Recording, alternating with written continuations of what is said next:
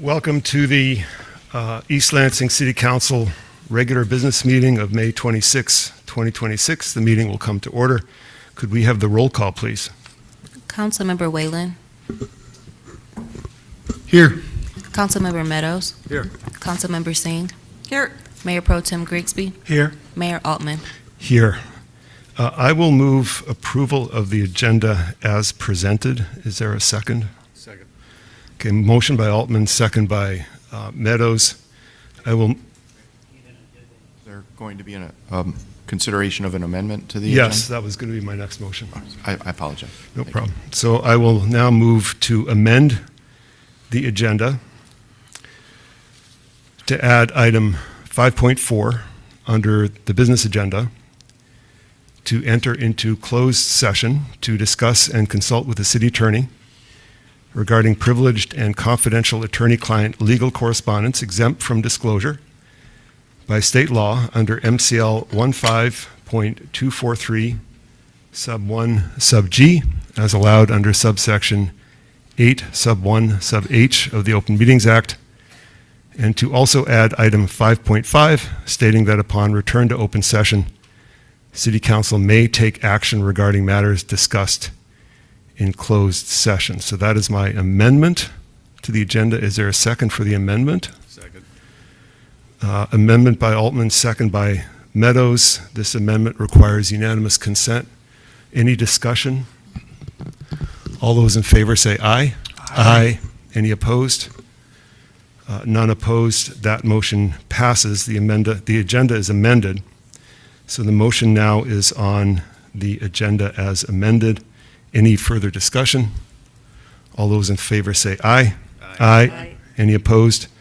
That motion carries. The amended agenda is approved. Are there any motions concerning approval of the minutes of previous meetings?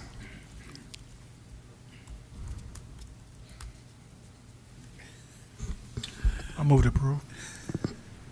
Motion by Grigsby to approve the regular council meeting minutes of 12th May 2026.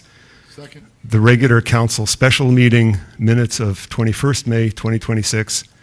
And the city council discussion only meeting minutes of 19th May 2026. Motion by Grigsby, second by Whalen. Any corrections to any of those minutes? Seeing none, the motion is on the minutes as presented. All those in favor say aye. Aye. Aye. Any opposed? Motion carries. Those minutes are approved. Okay, next item is communications. All written communications received by council are posted on the online agenda packet. Communications from the audience. Nathan Takaki.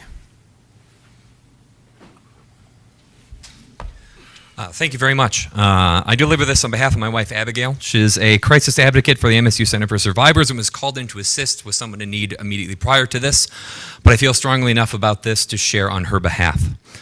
Abigail used to work for a city government in a college town that proudly branded itself as liberal and progressive. She reported to a powerful department head, who in turn reported directly to the mayor. Eventually, she went to Human Resources to report ongoing gender discrimination and sexism in her workplace. Just like what happened here in East Lansing, the city responded by hiring an outside attorney to conduct an independent investigation. During her interview, she described repeated exposure to racist, homophobic, and sexist remarks by her supervisor and male coworkers.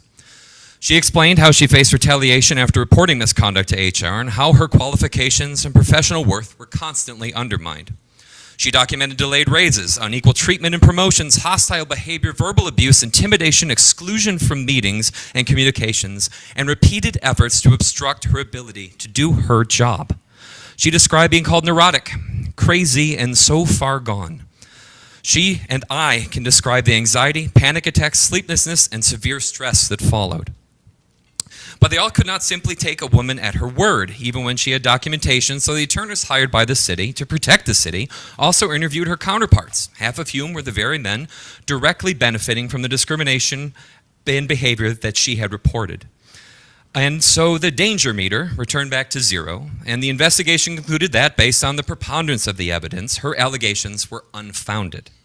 So forgive me if we do not find much comfort when Mayor Altman publicly announced that the harassment and discrimination complaints against the city manager here were also deemed unfounded. The phrase means very little to us because we have lived through exactly how those investigations work. And we have to say the tone of the announcement was strange. It felt like the solemn discussion of serious allegations involving a public employee and more like someone excited to have won their case. The reaction was unsettling because regardless of the outcome of any investigation, allegations of discrimination and harassment inside the city government should never be treated with glee. We have been thinking since last Wednesday about whether releasing this report actually makes things better for anyone other than Robert Bellarmine. The cardinal rule when supporting anyone who has experienced sexual discrimination is to believe them and to help preserve their autonomy. Discrimination already takes away a person's sense of control and agency, and any response should be aimed to restore that, not further diminishment. The data underscore why this matters. False allegations are extremely rare, found only in 2 to maybe 8% of cases. Research consistently shows that fear of retaliation silences 85% of victims before they even file a formal complaint.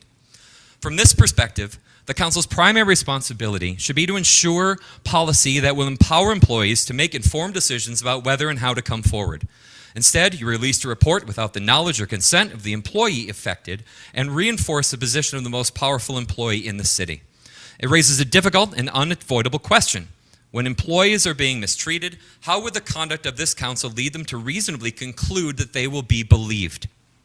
This is coupled with the city attorney's proposed changes to City Ordinance 1489, stating that the Human Rights Commission will no longer be permitted to review complaints made by city employees. If the council believed the investigation was comprehensive and conclusive, why did it later ask additional victims to come forward? And if additional victims may exist, doesn't that suggest the investigation was incomplete? How can employees realistically feel safe reporting discrimination or participating in investigations involving senior leadership when those individuals hold substantial power over their careers, and what safeguards against retaliation actually exist? If the city truly believes the internal processes are effective and trustworthy, why is it now moving to limit the authority of the Human Rights Commission and reduce independent oversight rather than strengthen it? When Lonnie Smith's case receives due process, when Mason Wood's case receives due process, when Isaiah Kirby's family receives due process, and when Erica Jejic Hernandez's case receives due process, then and only then can we ensure that due process is being applied consistently for all parties, including City Manager Bellarmine. The standard should be the same for everyone without exception. Punch up, not down. Thank you, Rebecca Kaysen.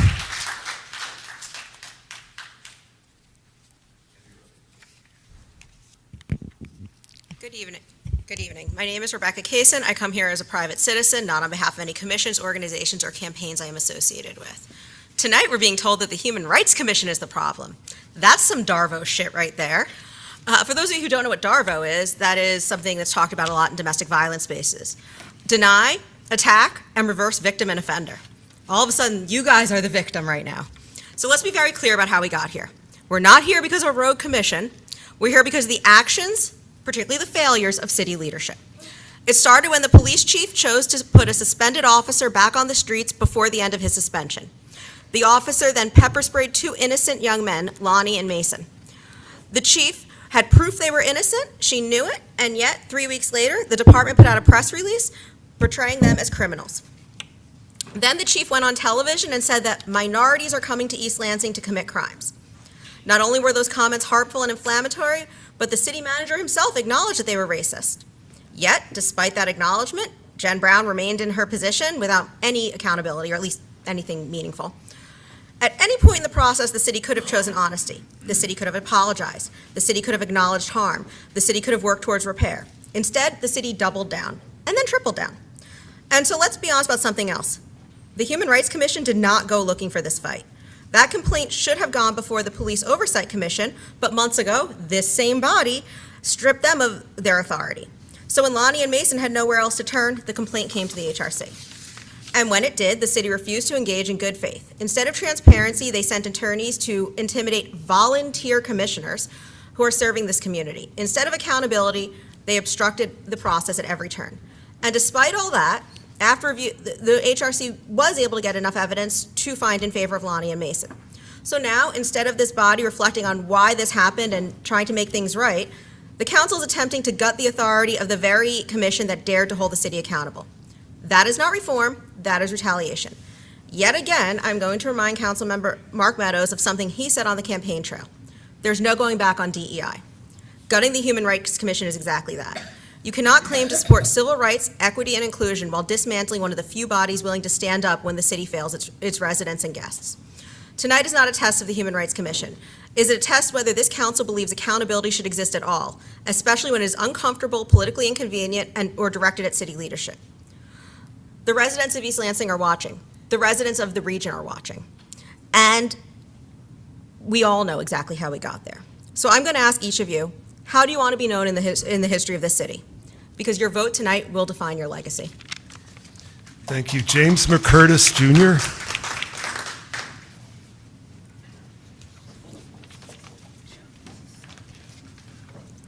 Good evening. First, I want to say publicly, I know we said it at the statement. First, I'm James McCurtis, President, NAACP. We said this publicly in a statement. I want to say it again. My thoughts and prayers go to Mr. Melock and hope that he has a speedy recovery. In a couple of city council meetings, it was Councilman Mark Meadows kept asking the question about Isaiah Kirby. Like, where did he go wrong? What happened with him? Just inappropriate questions, but whatever. The thing is that Isaiah Kirby isn't here to answer those questions. He hasn't lived to tell his story. So instead of asking those questions, because Isaiah Kirby has been killed, I came up with some questions that you can ask. First question, why is East Lansing looking to reduce the budget for LAPOC and HRC? Another question you should ask, why did the city remove power from LAPOC and HRC? Why did the HRC report find the East Lansing Police Department to use excessive force more than, I believe, 83% of the time when they encountered black and brown people? Another question to ponder, why did police pepper spray two young black men who were peacefully leaving a restaurant in downtown East Lansing? Why does the police department use excessive force on black and brown people? Yes, I repeated that question. Number 6, another question to ask, why did police shoot and kill Isaiah Kirby after he was no longer a threat to the community and when an officer said to go to a non-lethal force? They continue to shoot and kill. And then another question they should ask, why is Chief Jen Brown still the police chief? Another question, why did East Lansing Police Department act as judge, jury, and executioner? Thank you. Amanda Morgan.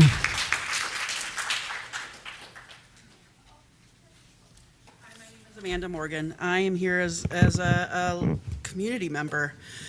First of all, I want to start with the city of East Lansing occupies the ancestral, traditional, and contemporary lands of the Anishinaabe, Three Fires Confederacy of the Ojibwa, Ottawa, and Potawatomi peoples, land ceded at 1819 Treaty of Saginaw. I say that because I do value land acknowledgements, especially in East Lansing. There's a long history here that started with Indigenous people. Ironically, we're not in line with the Treaty of Saginaw because a part of it, we had to have farmland. We're long from that in East Lansing. There's a lot not right with this town. I just start there because I think if I do come and speak in this community, I'm going to make sure that's said every time, that we take time to remember where the origins of this town is. I am here just to actively listen to the citizens once again who are concerned about what is going on between the city council, the city attorneys, and the police department. I've learned a lot about the Human Rights Coalition, the HRC Commission. I learned that it was started in 1969, and that it had a lot to do with the red lighting in this town in East Lansing. And that I'm not surprised today that HRC is on the chopping block because it's doing some social justice that the city's not accustomed to.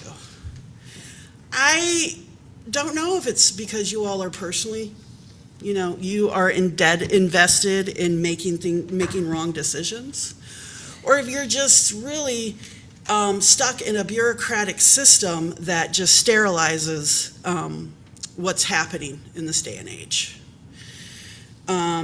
Mayor Altman, I really appreciate when you talk about trees and the importance of trees around here, but I'd also like to just remind you that people are also important. Black and brown bodies are going to be important. It is important how we talk to women of color, how we treat them on spaces, especially on city council. I do remember watching how Dana Watson was treated by the city council. And I have a hard time trusting that you actually care about the people here. But just keep listening, because they're going to keep talking and they're going to keep showing up. You can use rules and order to silence the problem, but it's not going to go away. Bureaucracy is not the answer this time. Power and control is not the answer this time. Thinking you know better than the people who are growing in this room is not the way to go. You know what it is? Active listening. The one thing none of these policies or procedures are doing. Teaching you how to actively listen. You know what else would help? Actual de-escalation tools, real ones that actually de-escalate a situation without using guns. I don't own a gun because I have the confidence to know that I can almost de-escalate every situation without one. Now, does that mean I'm going to be set up for some jerk to come and shoot me randomly? I don't know. I know I've had my tires have nails in them since I've been a commissioner, which I'm not here for today. I've had 7 nails in my tires. You know what I did? I got a warranty so that I can keep driving to do the task.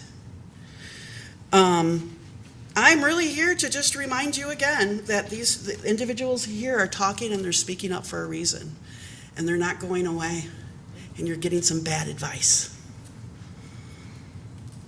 And so we're going to continue to push people and to encourage people to do the right things, and we're going to continue to grow our numbers. So I hope you take the time to listen. And bureaucracy loves to make rules. People will find a way around them. I'm going to take the rest of my time in silence for all the individuals who have been harmed by police in the last month.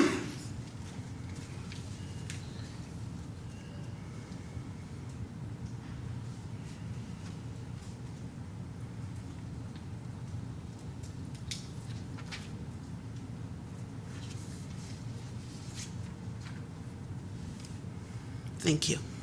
Thank you. Chris Root.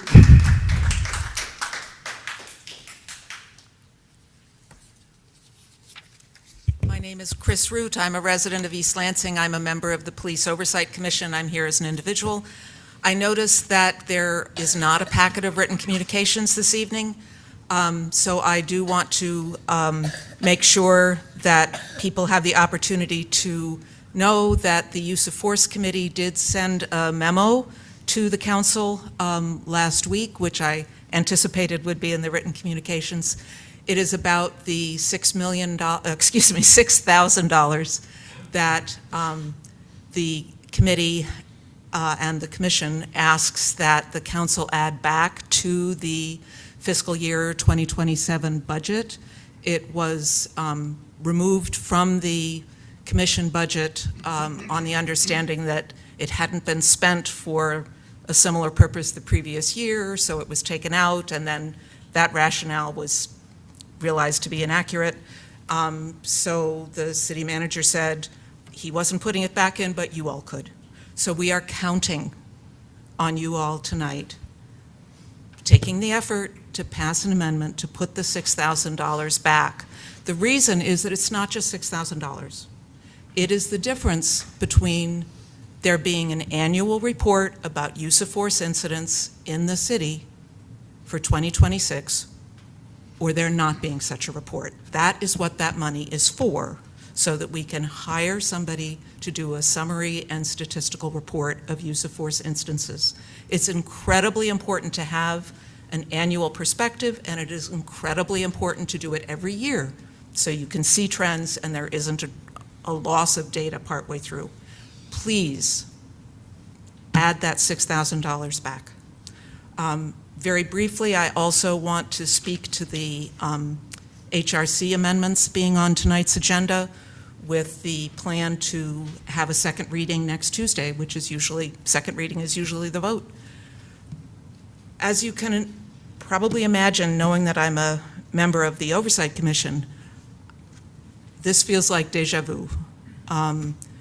We were told that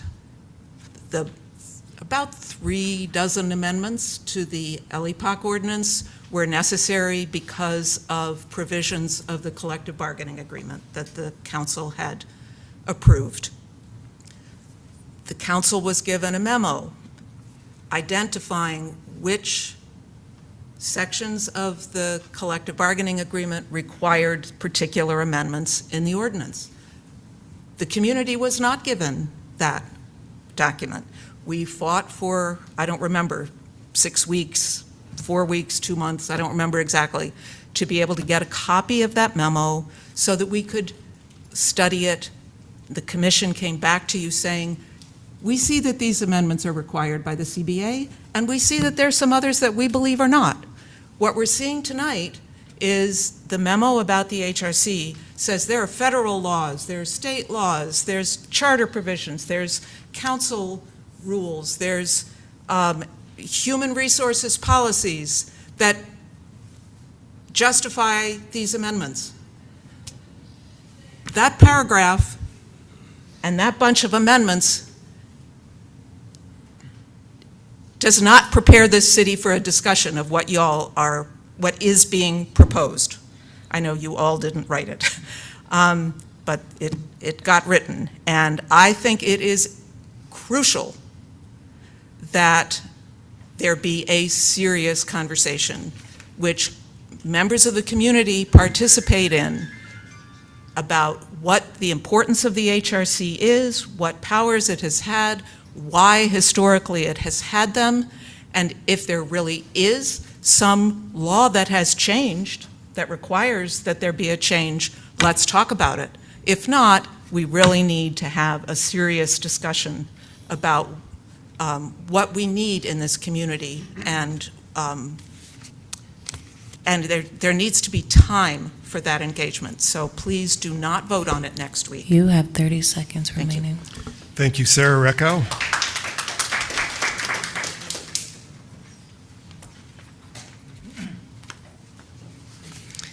Good evening. I am an East Lansing resident, and I am president of the East Lansing Parks and Recreation Advisory Commission. I am here as an individual, and I am here to comment on the proposed amendments involving the Human Rights Commission. I urge the council to delay this and to take additional time, and I'm very concerned about this proposal. You may think you're responding to legal concerns of the moment, but recognize that these amendments deliberately reduce the role and authority of this commission, and it is part of a pattern of recent actions in our city. The city government's approach to the Human Rights Commission has been adversarial rather than constructive, and I have seen this play out as well in my context and work as a commission chair. I urge the council to recognize and support its boards and commissions rather than undermining them. I'm sure you're all familiar with the City of East Lansing organizational chart. The City Council is at the top of that chart. The City Manager, who is responsible for administration, answers to the council, not the other way around. Meanwhile, a separate line of authority extends directly from the City Council to the boards and commissions. On multiple occasions, I have sat with Councilmember Meadows when we have interviewed prospective candidates for the Parks and Recreation Commission. And I've heard him describe the boards and commissions as the City Council's eyes and ears. I really appreciate that way of putting it. I think it's very apt. Commission members are close to the issues we work on, and we are often talking to people who may never show up to a council meeting or write in. Listening to boards and commissions can help you as the council avoid bad decisions. We can help you make good decisions that are responsive to our city. For example, last year, the city manager proposed a Parks and Recreation millage to replace the general fund dollars to parks. This was a hasty and poorly thought out proposal. The Parks and Recreation Commission unanimously opposed this proposal last May, and we wrote a letter to council explaining why it was a bad idea. I spoke to council in opposition. Unfortunately, the majority of council did not listen to us. They listened to the city manager instead. The manager was wrong. That millage was placed on the November ballot where it failed spectacularly. 61% of voters opposed. That was an unforced error that led residents to think the council would just go back to residents for more tax dollars, rather than taking serious efforts to get finances in order in advance. Decisions like that millage proposal can undermine trust in city government, and that is exactly what it did. Furthermore, the city manager has not changed his approach to budgeting. Once again, last-minute changes to Parks and Recreation budget were proposed after our commission voted on the budget for council. He has not learned. I hope you will learn from the mistake of the 2025 Parks millage as you prepare to go to voters in the future to renew the income tax in a couple of years. The council should take heed and listen in order to rebuild trust if you want that proposal to succeed. This council needs its eyes and ears from boards and commissions now more than ever for guidance on decisions involving public finance and public services, on justice and human rights, and on police use of force. Do not deny yourselves your eyes and ears with hasty and poorly thought out proposals. Take time for thoughtful consideration. Do not deny the Human Rights Commission at this time, please. Thank you. Carla Forrest Hewitt.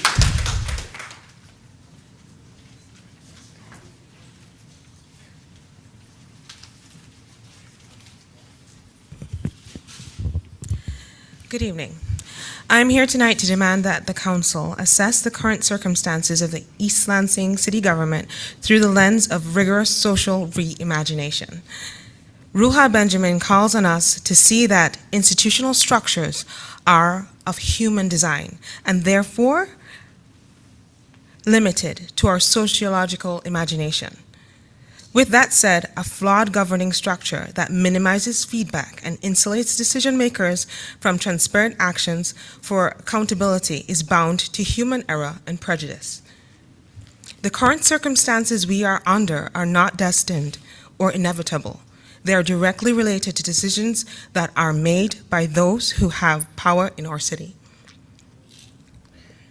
Many of us are here tonight to reclaim what a future for the city of East Lansing looks like. For us, the looming danger of excessive force when interacting with a police officer as a person of color is not a distant possibility. We have witnessed the disparities in treatment across race and the escalation of violence, and whether or not you believe, the data shows it. Racial bias does not exist. Racial bias does exist, and policing is not exempt.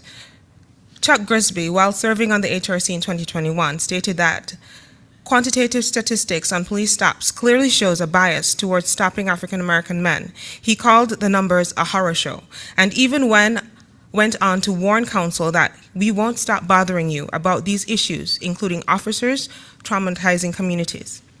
Racism is real and has real-life consequences for us all.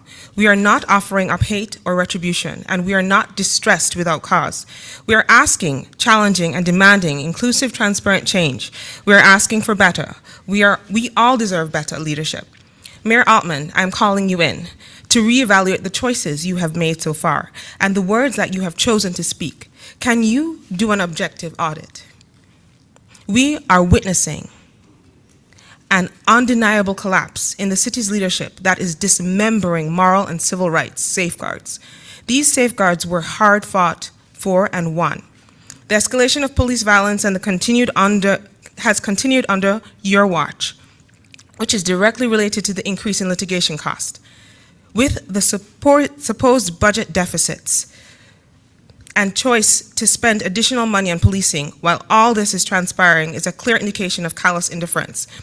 This is a clear breakdown of this institution of municipal government, which creates an increased risk of human error each day. How can those directly affected by your leadership decisions be called on to work in a hostile environment? How can they operate under your indifference to the suffering of the community? The Human Rights Commission and the East Lansing Police Oversight Commission are essential to maintaining a system of checks and balances. Dismantling and defunding them is not the move. They are here to protect civil rights and to give voice and due process, a phrase many of our leadership like to use. You are removing the guardrails and embracing the climate that exists at the national level. It is clear from your stance and the decisions made that the voices of those harmed do not matter to you. Reconciliation is a concept that you do not understand. The excuse of litigation inflames our hearts and makes us know what you value, money and not the community. Marian Carba teaches us that hope is a discipline. We are disciplined. We will not stand for this corruption of values and morality. We call for accountability and not business as usual. Reducing public comment, introducing a sergeant at arms to this space is a clear threat to our collective voices. It shows a clear lack of understanding of what matters to the community, especially when you introduce police at every avenue. What is it that you fear? Is it the voice of the people? Then you should not lead. Do not pass the ordinances defunding and crippling the HRC and LIPOC. Rescind your call to introduce sergeant at arms and reduce public comment. Carry out transparent corrective action when harm happens under city leadership, and do not align yourself with aggressive litigation. We are all members of the same community, and we demand that you acknowledge that we belong here too. Thank you. Thank you. Kath Edsel.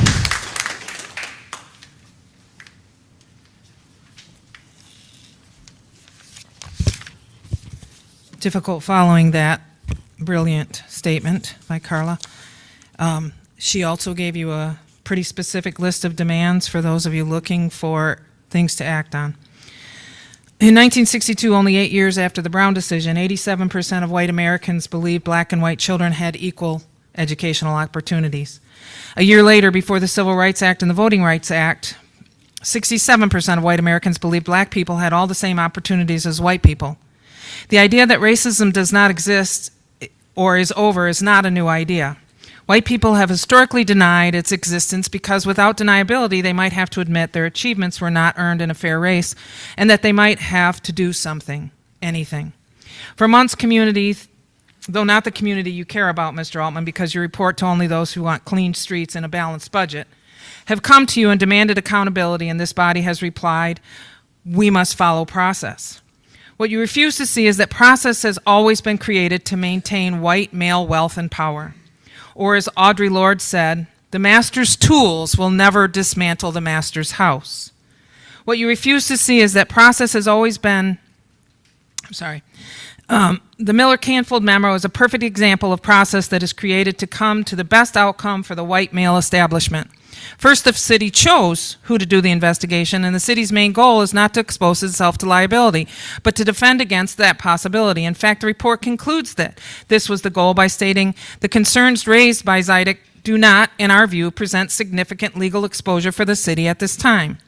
To that end, the investigation finds against the complainant based in part on that there were no direct witnesses to the reported conduct. Yet multiple witnesses confirmed behaviors which Bellman denied when he said, he doesn't yell or scream. Testimony implicates that he lied, but his denial supersedes her claims. The glibness and smugness that Mr. Altman exuded as he stated, it's a relief for me to finally make this statement to the public, that these claims were unfounded, was disgusting as it re-victimized a woman and an employee of the city. Furthermore, claiming that I look forward to continuing to the work with the city manager as he leads us through the city, brought back memories of Anita Hill testifying against Clarence Thomas, only to have 11 Democrats support his nomination. Your comments were not only disgusting, but sent a chill down the spine of every female employee who has had to deal with this city manager's petulant, obnoxious, and condescending behavior that is confirmed in the opportunities at the end of the report by leadership training requirements for a man who promised these same behaviors would end with his hiring by the city. This is a classic abuser behavior. I promise to stop, and yet they don't.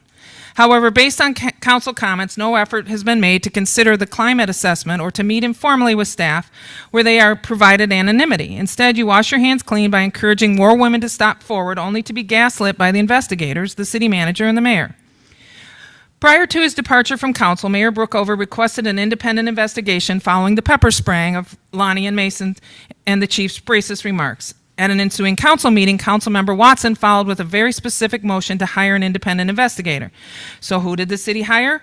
The city hired Michelle Crockett, who is a partner in the Honigman firm. The first line of introduction to this attorney's webpage is that she is a labor and employment attorney who specializes in defending private and public sector entities against various employment-related claims. Again, the process this body initiated is meant to protect this body against the claims that the police department is causing the community harm. The process to independently investigate the killing of Isaiah is even worse. I gave you the statistics last week. Less than 1% on police shootings end with charges against the officer. I expect no different here.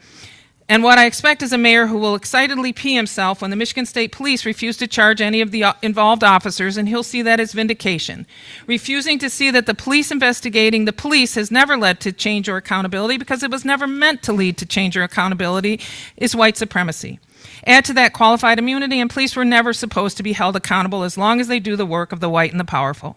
Clearly, process is not the solution unless you are white and male and control the strings, which is exactly why alternative bodies have been created to bring justice for those where process fails. The city is currently facing multiple civil rights violations, claims, and lawsuits, which is exactly why this council is being told to rewrite the law that created the Human Rights Commission. have 30 seconds White men, remaining. especially our city manager, our city attorney, the mayor, cannot stand to have their authority challenged, and instead of fixing the problems, they change the rules. Instead of taking our recommendations and use of force and de-escalation, they have been dismantling LEPOC and are now instead working to prevent civil rights violations. They are dismantling a commission that has started in the 60s because threatening the commissions didn't work as they hoped. How many more pages of the current federal administration playbook pages are you willing to follow before the rest of you wake up to what's happening? The city manager and city attorney are following Project Thank you for your 2025 comments. East Lansing Your time Edition. has expired. Robin Etchison.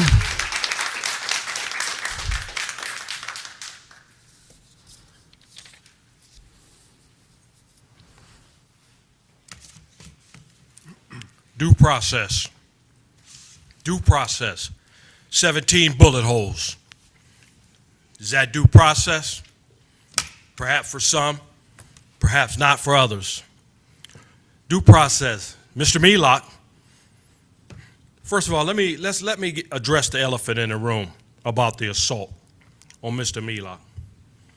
First of all, Mr. Melock was deprived of his due process. He was unable to confront his accuser in a court of law. Why? 17 bullet holes.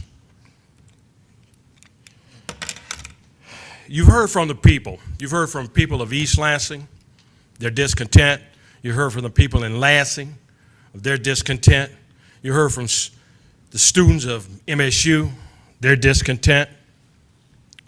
You've heard from citizens of the surrounding area, their discontent.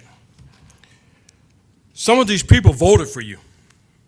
And I'm sure at this time some of these people are questioning themselves as to did they make the right decision? And will they vote for you again? This is a question I want to pose to you. Will they vote for you again? We're in a bad place here, but we need to move forward. And what are you going to do? How are you going to move forward? What is your plan to move forward? Due process. 17 bullet holes. Was that due process? Is that what due process looks like to some of you, some of us? Not to me.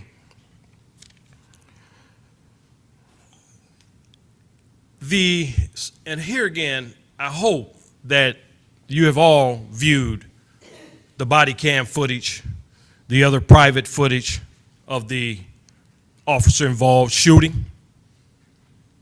And we've all come, I've viewed it, and I will continue to view it time and time again, frame by frame, until I get a clear understanding, and a full understanding, and hopefully an unbiased understanding of what took place and why it took place.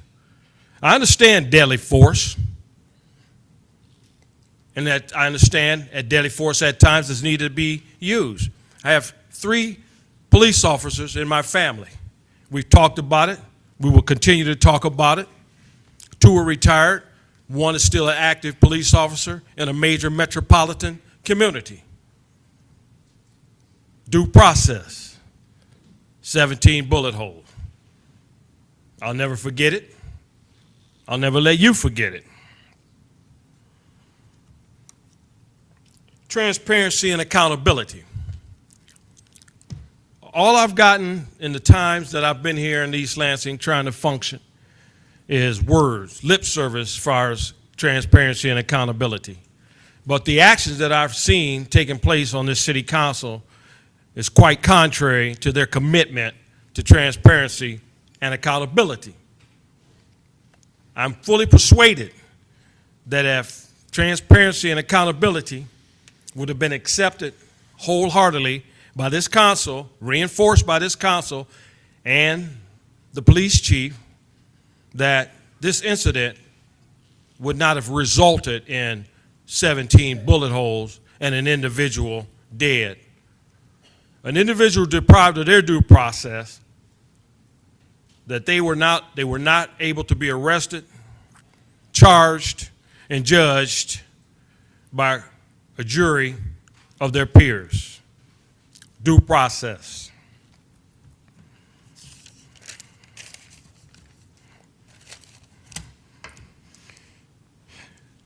East Lansing has a gun violence problem, and the perpetrators of the gun violence problems is the police department, ELPD. But I'm not blaming the ELPD fully. What I'm blaming is the problem is with the leadership of the ELPD and the complicity of that lack of leadership by this city council. And I'm going to end with this. But I have more. I'll be back. You have 30 Believe seconds me. remaining. This is to you, Council Member Chuck Grisby. I emailed you. You made an invitation last time I was here that someone could reach out to you and sit down and have a conversation with you. I emailed you. I have not had a response. I don't know if you didn't get it or not, but I will make this formally to you personally. You can contact me. I will respond. You can find me. And I'm not acting as a commissioner on the Elapot Commission now, but I'm acting, you can find me. Just look us up. Look me up on that website. Let us have a conversation. Thank you. Karen Honey.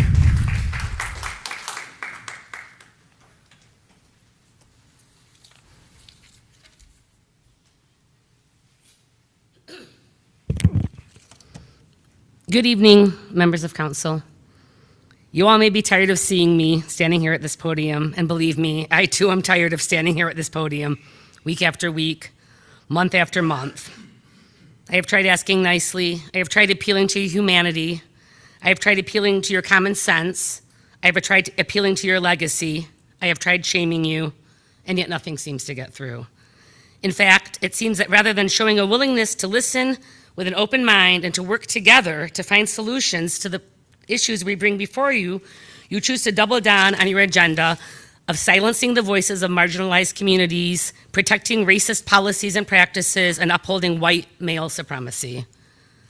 I have served on the East Lansing Human Rights Commission for 8 years, sometimes as a regular commissioner, and as chair, and as vice chair.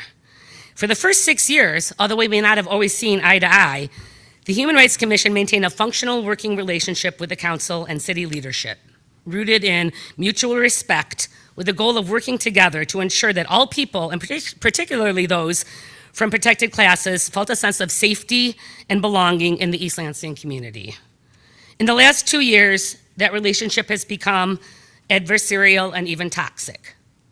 Since we voted unanimously last November to investigate a complaint of racially biased policing, the Human Rights Commission has been bullied, misled, threatened, and intimidated in order to get us to drop our investigation.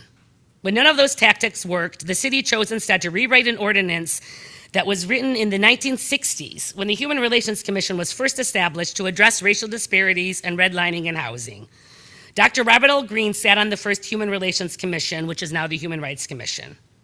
For those of you that don't know the history, Dr. Robert L. Green and his wife Letty were the first black family to secure a mortgage and purchase a house in East Lansing in 1964. Since that time, he has been honored by having his first home become a historical marker and having Pinecrest Elementary, where I went as a child, renamed the Robert L. Greene Elementary School. That's where his kids attended, and that's the neighborhood he lived in. On a personal note, my own father, now deceased, worked for Dr. Greene at MSU's Center for Urban Affairs and worked alongside him to fight for housing equality in East Lansing. To rewrite our human rights ordinance without any input from the community or the Human Rights Commission is unfathomable and a slap in the face to the legacy of civil rights pioneer Dr. Greene and to anyone who cares about equity and justice in East Lansing. How can you even consider exempting the entire city of East Lansing, including all city departments, all employees, the city council, all boards and commissions, and any other representatives of the city from your own human rights ordinance? This would mean that if someone believes they have been discriminated against by any of the above entities, they would have no local resource to pursue justice. What message does this send to residents and guests of our city? I implore you to please slow the process down, take it off the June 2nd agenda, and work together with your Human Rights Commission, the Department of DEI, local civil rights advocates, the NAACP, and the multitude of community members who have shown up week after week and month after month to demonstrate their commitment to human rights in our city, and update the ordinance in a fair and measured way that maintains the ability of individuals to file complaints against the city as they have been able to for the last 60 years. Thank you. Thank you. I have one remaining slip, which is for Hans Rentrop. I was going to call that during the hearing. Are there any other members of the public who would care to address council during public comment? Please state your name for the record. Hello, Council. Nathan Isidoric. Glen Cairn resident, 411 Marshall Street. I was on the fence about coming here today just because I wasn't sure how much of my voice would be heard and whether or not it would resonate with anybody. And so before coming tonight, I asked my wife, because we have our son and he's off at rehearsals, and I would usually take him. And I said, hey, should I go to rehearsals or should I go speak to council? And she took a moment, she thought about it. And she said, well, I myself would never feel comfortable coming in front of people, a city council, and speaking. I have my opinions, I have my thoughts, but for me, it's just not something I would do. It's not my personality. It's not the way I would take care of things. She'd rather be passive and complacent with what's going on and just deal with it, rather than speak her mind. And she said, Nathan, you have a voice and you're good at using it. And I think you should go up there and you should voice your frustrations. You should talk about how you feel as though the city is aimless right now. They don't know what the hell is going on. They have a staff member who had the courage to come up here and speak her mind about a condition and a situation that she was in that made her feel uncomfortable at her place of employment. And this happened, what, 6 months ago? Robert, how long was it? And she had to come up here to bring light to that, to show the public what they deal with as employees. And it doesn't matter who you're working for and what their temperament is, there's a level of professional leadership that needs to happen. And I don't think we're getting that with our city manager currently. It's not just that, it's the failed park millage. It's everything everybody on this side of the room has talked about tonight.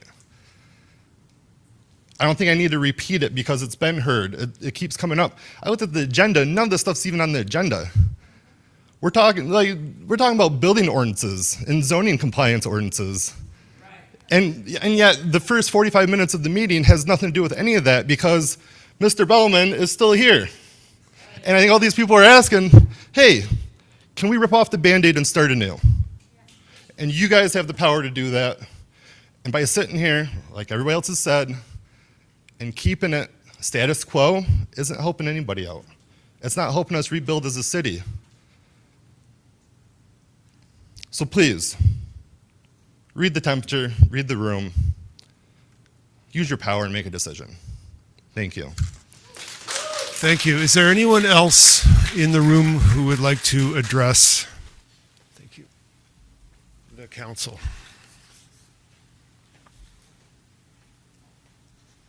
My name is Kayla Gomez, and I too would rather be at home with my kids having dinner. But here I am again. I just want to say, please delay the vote on the HRC. Talk with the commissioners. This is a big deal.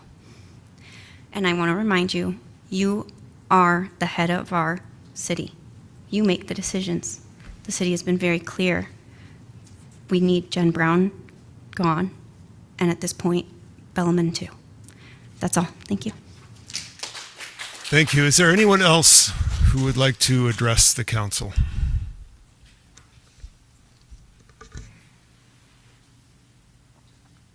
Hi there, my name's Antonio Gomez. What can only be described as assault on the people's power, is quite unsettling to see. I guess fascism and corruption thrive when good people do nothing, and right now I don't see any of you sitting here being good people. Hope you can prove me wrong tonight. Though I'd be surprised with Altman or Meadows. Carrie, hope you can show people here that you actually support women. Chuck, I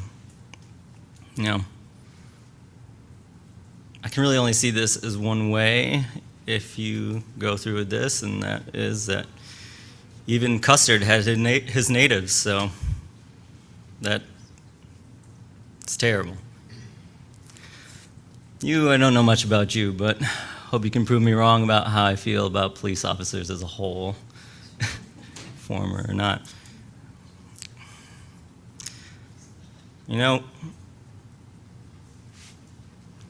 This just seems to be a common theme that we're falling into countrywide, that we're letting things that should be important slip away.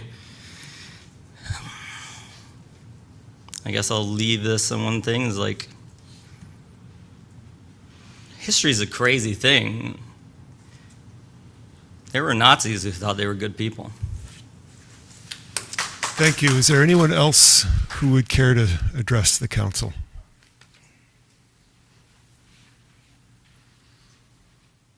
Please state your name for the record. Good evening. My name is Adam DeLay, and I am a resident of East Lansing. I'm vice chair of the Parks and Recreation Advisory Commission for all the good that it does me. For those of you who know me or have heard me speak before, you know that I am a smart ass, and I am sarcastic, and I joke about even serious things. But tonight I have none of that for you. Tonight, to paraphrase Malcolm X, with the few minutes that I have, I'd like to talk right down to earth in a language that everybody here can easily understand. Fire this man! Yeah. It's that easy. That is what we want. That is what so many of us, among other things, are here tonight to talk about. And I hope that this special closed session that you are going to have, I'm pretty good at reading subtext, is going to be discussing that.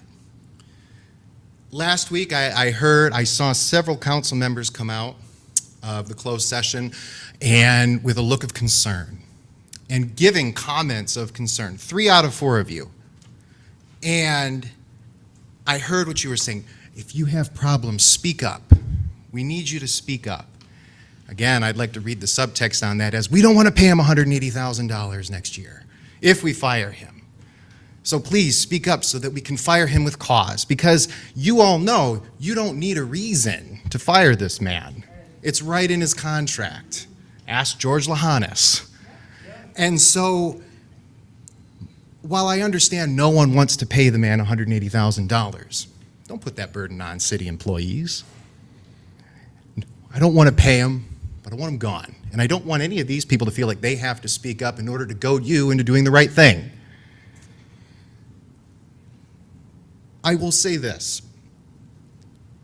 I appreciate those council members who have showed concern.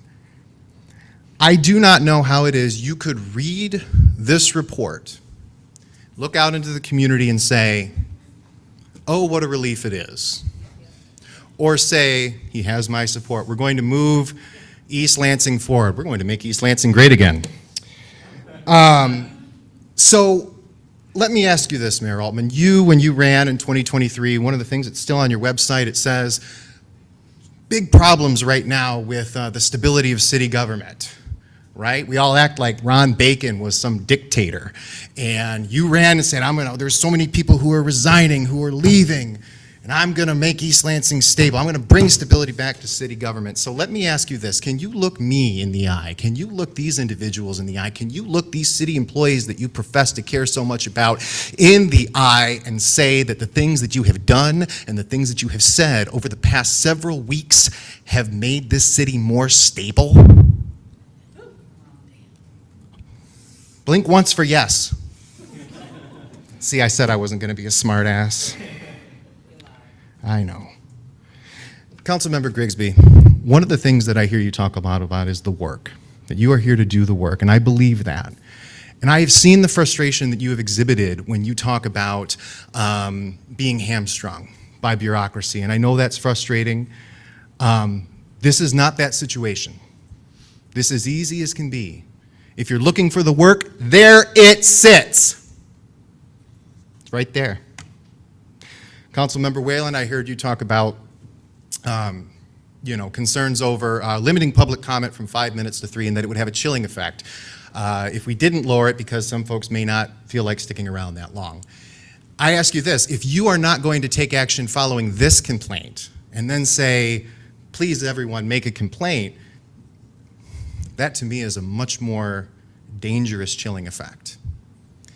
And I also heard you talk a few meetings ago about some people's humanity, their humanness. And I ask you to consider that as well as you go into closed session this evening. I hope that you come out with a 4-1 vote because, come on. And I'll last say this, I am not one to impugn someone's character publicly.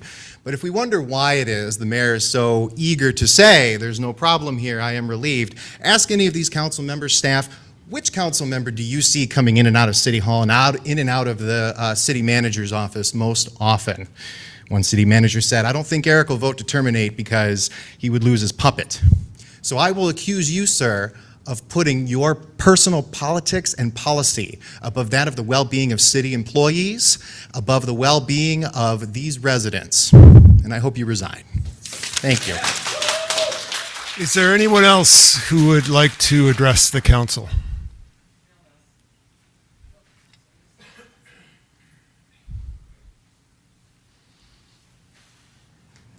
Good evening. My name is Nell Kunwinch. I'm a resident of East Lansing, and I hadn't intended to speak this evening, but I must say something, and I will make it personal.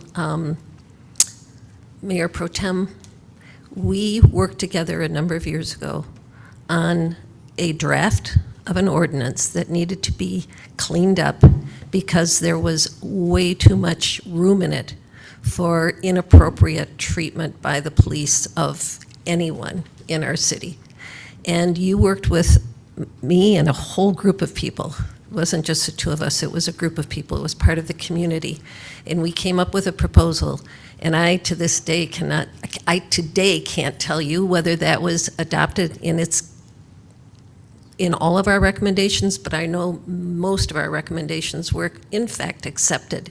We had a wonderful opportunity to do that.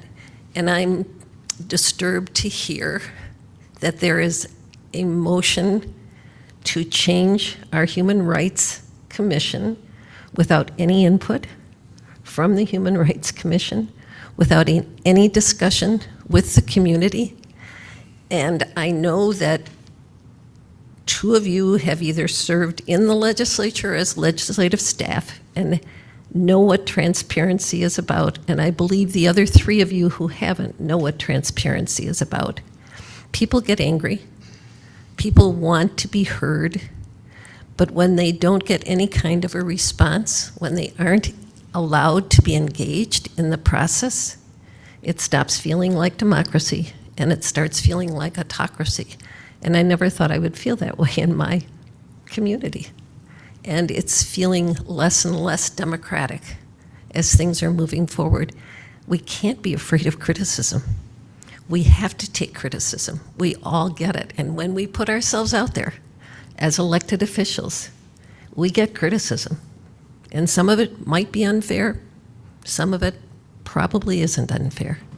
But we're going to get criticism because we were elected to make tough decisions and to lead. But we are also elected to listen and to engage our constituents.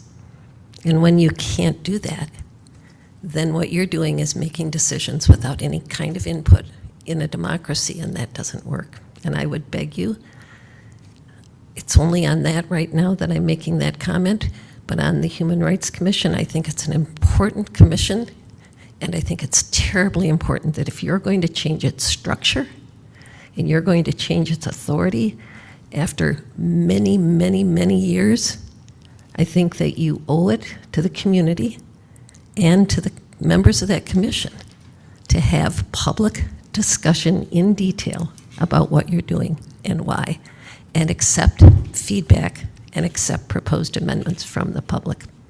I hope you will consider that. Thank you. Thank you. Is there anyone else who would like to address the council? Please state your name for the record. Good evening, Kelly Ellsworth Etchison. What does it look like to roll back DEI? But rolling back DEI in a meaningful way probably would not look like a single dramatic vote abolishing diversity programs overnight. It would more likely happen through a series of administrative, budgetary, and policy changes. Based on current city discussions and recent actions, some of the clearest signs would include narrowing the authority of oversight bodies tied to equity or policing, reduce commission budgets. This would be called dismantling protections and weakening representation for marginalized groups. Thank you. Thank you. Is there anyone else who would like to address the council?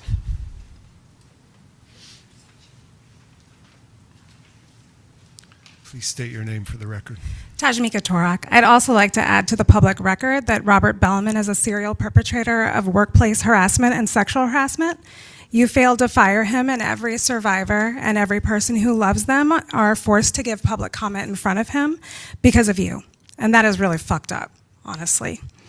3 demands: delay the vote on the HRC ordinance, fire Jen Brown, fire Robert Bellman, and I support all of the demands of the Coalition for Justice.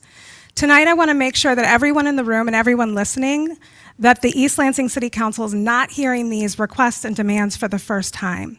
Some council members inherited these issues, but you also inherited the learnings and the proposed solutions if you cared to read them. Some of you have been a part of making and breaking promises for a long time. Some of you have claimed to be part of the solution for a long time. No one serving as a council member can be excused because the city has known about the issues of racial disparities since as early as 2016. And if you're a community member or a commissioner who expects more from the city of East Lansing and its council members, it is likely due to the years and years of public commitments to do better. Commitments and promises that have not come to fruition. I want you to know that I found all of this information using the internet and my free will over the course of 2 days, all of which was sourced from either news articles or your own fucking website. And before you ask again for anyone's help, I did not send you this information because you have wasted enough of black people's time pretending you don't know what the fuck is going on. You should be required to do the same labor I did to write this public comment. You should show more respect to the many, many community members I read about in articles about meetings, panels, events, reports, and forums where they shared how it felt to live in a community where they are targeted by the police. The people who have supported the Human Rights Commission and helped establish LEPOC. You should have some respect, but you don't. So out of respect for those who came before me and those who I stand beside now, I have some receipts that I'd like to review with you. In 2016, ALPD Police Chief Jeffrey Murphy said the following during a discussion about bias and de-escalation techniques. Every call we go to is a de-escalation of some sort. ELPD officers carry an ASP baton, a collapsible baton, pepper spray, and a taser. These provide ways to restrain a person who may be attacking an officer without the level of danger that comes with firing a gun. Also in 2016, Sergeant James Campbell organized a community forum where Chief Murphy promised more transparency in 2016. Sergeant Campbell said at the end of the night, we've got a lot of game tape to review to make ourselves better, and that's what we're gonna do. There's a recording of that event available on the City of East Lansing's website. In 2017, the ELPD under Chief Sparks released a new policy and procedure that was a reaffirmation of our commitment to being unbiased and equitable. In 53.6, the section about review and assessment, it says the Chief of Police shall direct an annual review that includes complaints or concerns from citizens or commissioners, considerations of the previous year's accusations of racial profiling, review of the department's training policies. I reviewed all of ELPD annual reports for 2014, 2016 through 2019. I did a word search for complaints, concerns, racial profiling, and bias-based policing. I found nothing, not a single mention. However, I did discover that in 2017, the ALPD created an anti-bias council, cutely called ABC, to explore any bias-related activity reported to the department and to educate officers on the issues of the communities within the community. Communities within the community. I only found one ALPD officer's name listed as having an active role. Where are these annual reviews? Where is the ALPD's anti-bias council? What are they up to these days? I have to wonder if Alex Hosey and his family is aware of this institutional betrayal. For those of you who may not recall, Alex Hosey was an East Lansing High School senior who wrote an essay in 2018 called Why I Sit that received local and national media attention and spurred the city of East Lansing to write an apology, a resolution to acknowledge, apologize for, and condemn racial discrimination, which says the city manager, the Human Relations Commission, and the East Lansing School District shall commence planning for an annual community forum where we can discuss present incidents of racism. When was the last forum held? Your community has repeatedly asked you to host a town hall. You have the mechanism. Why hasn't it happened? Thank you. Is there anyone else who would like to address the council? Hello, my name is Simone Peraza. I do sit on LEPOC. I'm here as a private citizen, resident of East Lansing. I asked AI for a recap of what's been going on because it's easy to be caught in the last 2 weeks, any moment in time over the past 9 months. So retroactive data released by ELPD shows that out of 468 use of force cases from 2017 to 2020, 184 black people were subjected to force. That's 39.3% of all cases, while white people were subjected to force 179 times. That's 38.2% of cases, despite whites outnumbering blacks in East Lansing by more than 11 to 1. In 2025, let's fast forward, there was a more than 50% increase in use of force in use of force incidents. 198 incidents in 2025 compared to 131 the year before. This is the highest total in the 4 years of data that's been collected. Enter the 2025 Welcome Week crisis. Controversy exploded during MSU's Welcome Week in 2025, with the accusations of excessive force becoming highly publicized. Proposed changes to the oversight ordinance introduced in early August drew criticism for potentially allowing the police department to self-select which misconduct allegations it investigates internally. A central incident involved 2 black men with being pepper sprayed and charged with misdemeanors, charges that prosecutors later requested be dismissed. In response to data and conduct concerns, the East Lansing Human Rights Commission, the Police Oversight Commission, and the NAACP all called for Police Chief Jennifer Brown to resign.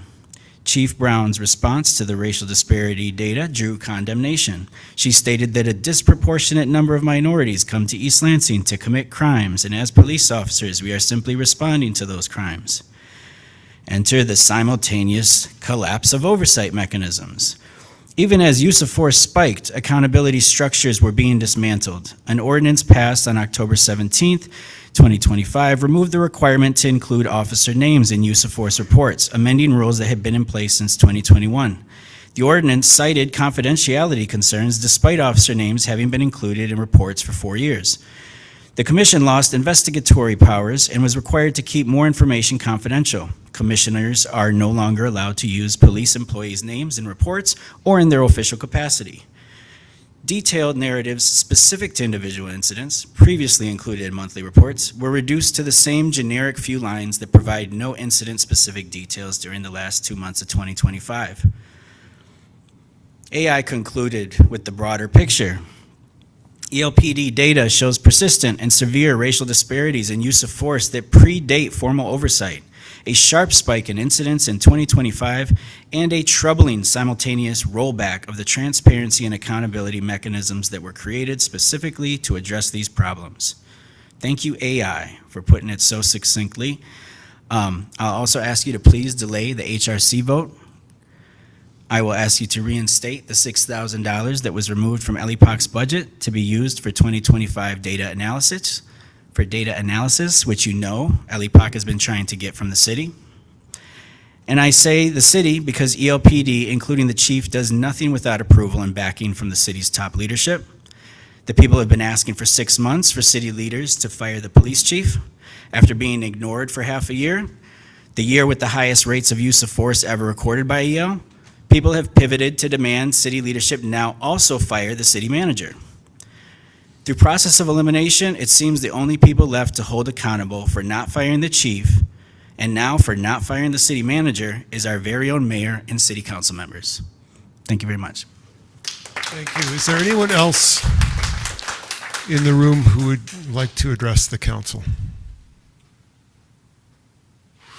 Seeing none, do we have any callers? There is one caller on the line. Caller with your last name Brewer, you are now free to address the council. Thank you so much. My name is Fonda Brewer. Good evening, Mayor and Council. I am speaking tonight as a woman, in fact, as a Black woman, and as a mother, and as someone who deeply loves this community. I am not here representing any elected office, board, or organization. I am here speaking from my heart.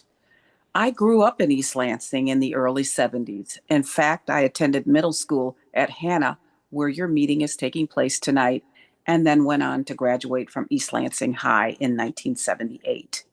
And while East Lansing has evolved over the years into a more diverse and vibrant community, I also remember a time when even with all of the imperfections, there was still an expectation of respect, dignity, and humanity toward one another. Today, many people in this city are hurting. I have watched these council meetings. I have listened to parents of Black and brown children stand before you trembling with fear, asking one simple thing: will my child be safe here? Think about that. Parents should not have to wonder whether their children's skin color could change the outcome of an encounter. No mother should have to rehearse survival instructions before her child walks out the front door. No family should have to fear that a routine interaction could become a life-changing tragedy. If that does not touch every heart of this council, then we have lost something far greater than public trust. Change is no longer optional, it is required. And diversity cannot simply be a word printed in brochures or spoken during campaigns. Diversity is action. Diversity is accountability. Diversity is empathy before authority. It is the ability to pause before reacting and ask, how would I want my son treated? How would I want my daughter treated? How would I want my mother or father or my neighbor treated? That is the work today. And yes, it is hard work, but you did not run for office to only govern when things are comfortable. Leadership is not tested during applauses.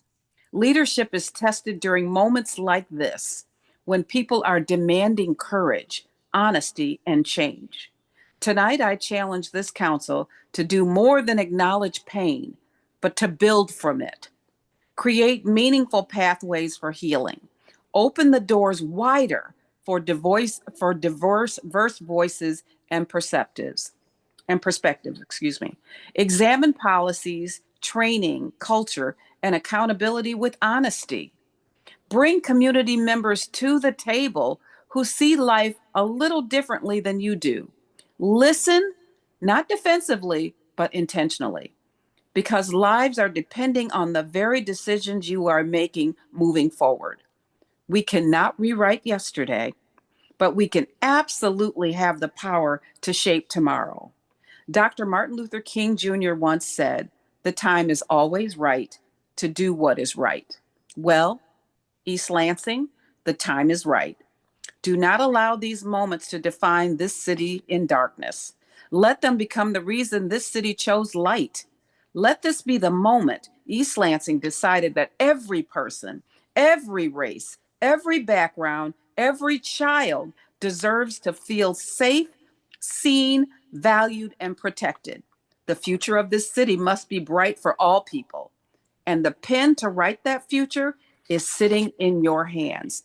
Thank you. Thank you. Are there any more callers? There are no callers remaining on the line. Okay. So that brings us to communications from council members. Councilmember Singh. Sure. Just a couple items. I know it's come up during public comment on the demand list from the Citizens for Justice, and just want to give a brief update on a couple of these items as I understand things of today. Items 2, 3, 4, and 6 in particular. 2, my understanding is the meeting with the city manager as well as the group did take place today. I know that was something Mayor Pro Tem Grigsby asked on the record last week during council, and that was scheduled and hopefully happened today. 3 and 4, the police policy written on extensive anti-racism training and ELPD employees. I know follow up on some of the training partners. Again, this was, council did mobilize training dollars last fall, of which I believe one training partner that was executed training or implemented training with ELPD included Joe Smaro, which was one of the recommended trainers among others. So I think we should, again, dig more deeply in terms of how we can work with both the police department and LCC and other partners, not only who we can bring in terms of experts, but how we can customize training that meets our community needs. So more to come to that.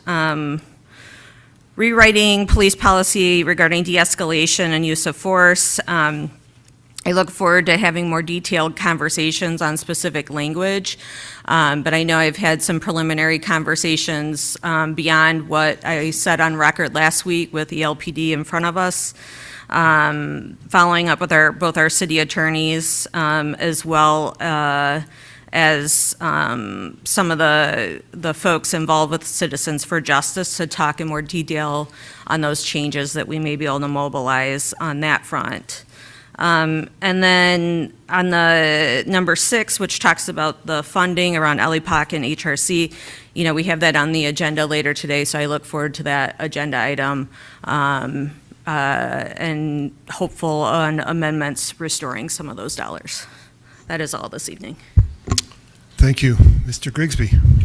I don't have anything to report. I just want to thank Councilmember Singh for meeting with this group and really acknowledging some of the different things that she spoke to, as well as the city manager. From what I understand, he did meet with that group, so thank you for that. The gentleman that said he reached out to me, I did not get your email, so please, I didn't catch your name, but please reach out to me again or give me a call. I did not get your request to sit down and talk with me, and I will save the rest of my comments for the agenda. Thank you. Councilmember Meadows. Just very briefly, I signed that the resolution to acknowledge, apologize, and condemn racial discrimination in East Lansing, which talked about our history and hopefully our future back in 2018 when I was mayor during that time frame. And my memory is that that first year, because this was passed in February of 2018, that the city did host a forum for the community relating to racial discrimination before June, which was required by this resolution. And my memory is also that the following year, the HRC did sponsor and hold a community forum on racial discrimination. I want to say that I wish I had paid more attention following those 2 years, because the following year I resigned from council and was reelected in 2023. And I should have been paying more attention to this. So I don't know that this has been complied with. Subsequently, I think the person who brought this to our attention this evening, I went back and read it and pulled it up. I just want you to know that I'll be pushing to have this an annual event from this point forward. And I won't forget to make sure that it happens. So it's a very important opportunity. You can call it a town hall. I guess, you can call it a community forum as well. But I believe that it's necessary, that it's an important aspect of dealing with racial discrimination in this community, to give everybody an opportunity, not just at this microphone, but as a community, to discuss what is obviously a very important issue for our community. So again, I apologize for sort of forgetting about this over the last few years. Thank you. Mr. Whalen. Thank you. A few things.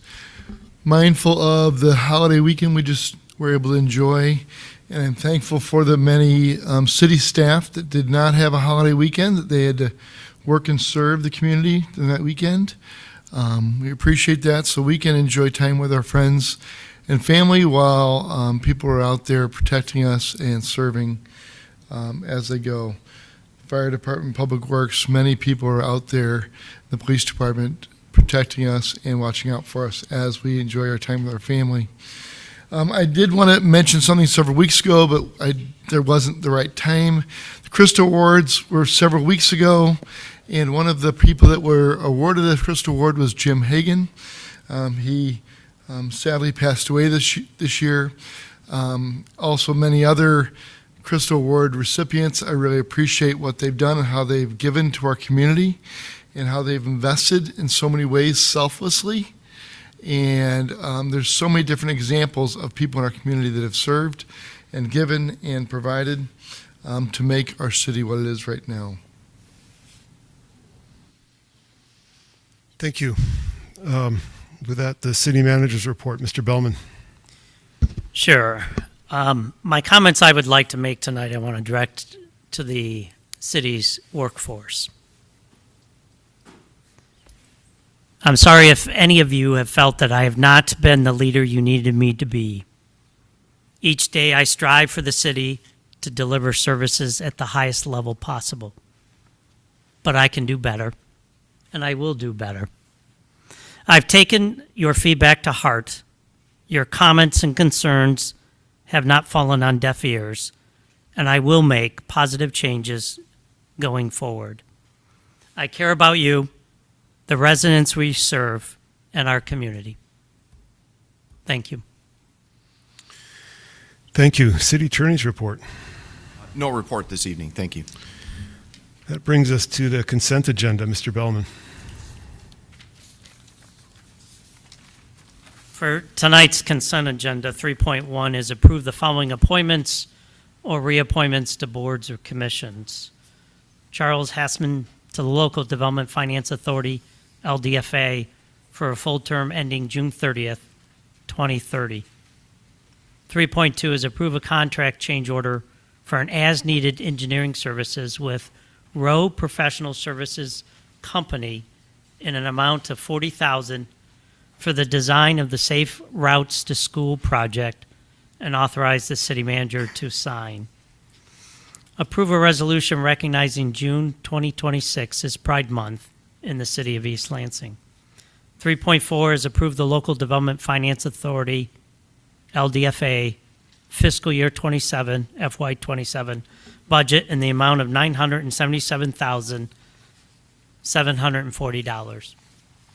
3.5 is approve ordinance 1571, an ordinance to amend ordinance 1466, an ordinance amending chapter 2, article 5, division 9 of the Code of the City of East Lansing titled University Student Commission.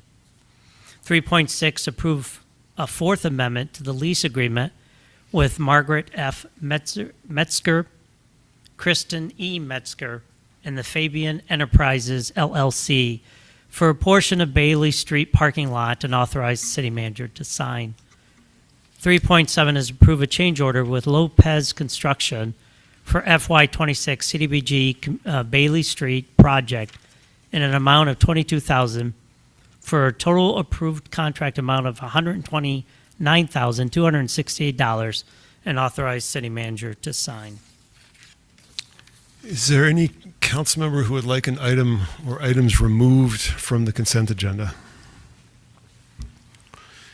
Seeing none, is there a motion to approve the consent agenda as presented?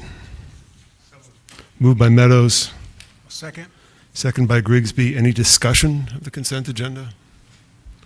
Okay, all those in favor say aye. Aye. Any opposed? Motion carries. The consent agenda is approved.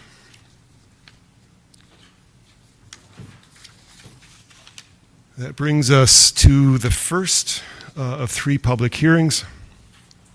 Item 4.1 is a public hearing by City Council to receive comments on proposed ordinance 1568, an amendment to Chapter 50 of the City Code to rezone 1049 Crescentwood Road from R2, medium-density, single-family residential, to C, community facilities, for a new public park.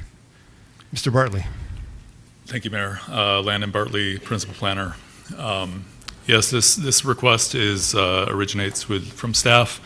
The house at 1049 Crescentwood, this is at the corner of Crescentwood and Kensington in Chesterfield Hills, was heavily damaged by fire in November 2023 and again in January 2024. The owners offered the property to the city for use as a public park, which the city accepted. And so in order to align the zoning of this property with that of other parks in the city, we propose to change the zoning excuse me, from R2 to C, community facilities, which is the zoning of most parks in the city. The Planning Commission hosted a public hearing on April 8th and unanimously voted to recommend approval by City Council of this proposed rezoning. We have received one letter opposed to the rezoning. Otherwise, we haven't received any comments. Tonight's step is the public hearing by council. Typically, council does not vote the same evening as the public hearing, but if you are so inclined to do so tonight, sample motion is in your packet. Can I answer any questions? Questions for staff? Okay, this is a public hearing, so Mr. Grigsby. No. Is the naming of this been talked about at all, or the name of the park, has it been talked about, discussed? My understanding is that it's intended to be Lucia Ungaro Fox Park. Okay. Named after, I believe, the mother of the previous owner. I believe that's the relation. Any further questions? Okay, so this is a public hearing. I will open the public hearing. Is there anyone in the audience who would care to address this particular issue? Hello, thank you. Adam DeLay, Vice Chair of the Parks and Recreation Advisory Commission, though I'm just here speaking as myself this evening. This is a fantastic opportunity and something that I have been very excited about for this particular pocket park that we are proposing because it checks a lot of different boxes. For example, you have trying to gain more green space has been something that has been part of the Parks and Recreation Commission's master plan for many years. Also, it creates an opportunity to look at what we can do in terms of green infrastructure. So one of the things that has been discussed here is maybe perhaps doing a rain garden. This is a neighborhood that has issues with flooding and with stormwater issues, and seeing as we are experiencing more and more very heavy, severe rains, I think it does provide a unique opportunity to sort of test and implement that kind of green infrastructure. Another thing that I think ties into this is if you look at on the map that particular park, it's sort of kind of a weird intersection where you have sort of a triangular island. And I did read the one email from the resident that was opposed, and their concern was that, well, I don't know about having a pocket park with children that might be walking through here, and, you know, with that intersection there. And I'm sure you all have, you know, recalled listening to the concerns of residents right on Kensington, which this is Kensington and Crescentwood. And so I think it also creates an opportunity to look at ways to perhaps maybe fill in that area, right, where you have this sort of weird intersection on the map, or trying to maybe work with our Public Works Department to refigure that intersection and also, yet again, expand green spaces. Now, that will take a lot of work to do, and there is a cost associated with that. Luckily, you know, the cost that would go towards that would be our Parks and Recreation Capital Improvement Fund. It would not be a part of our operating budget that the council is considering cutting by $400,000 this evening.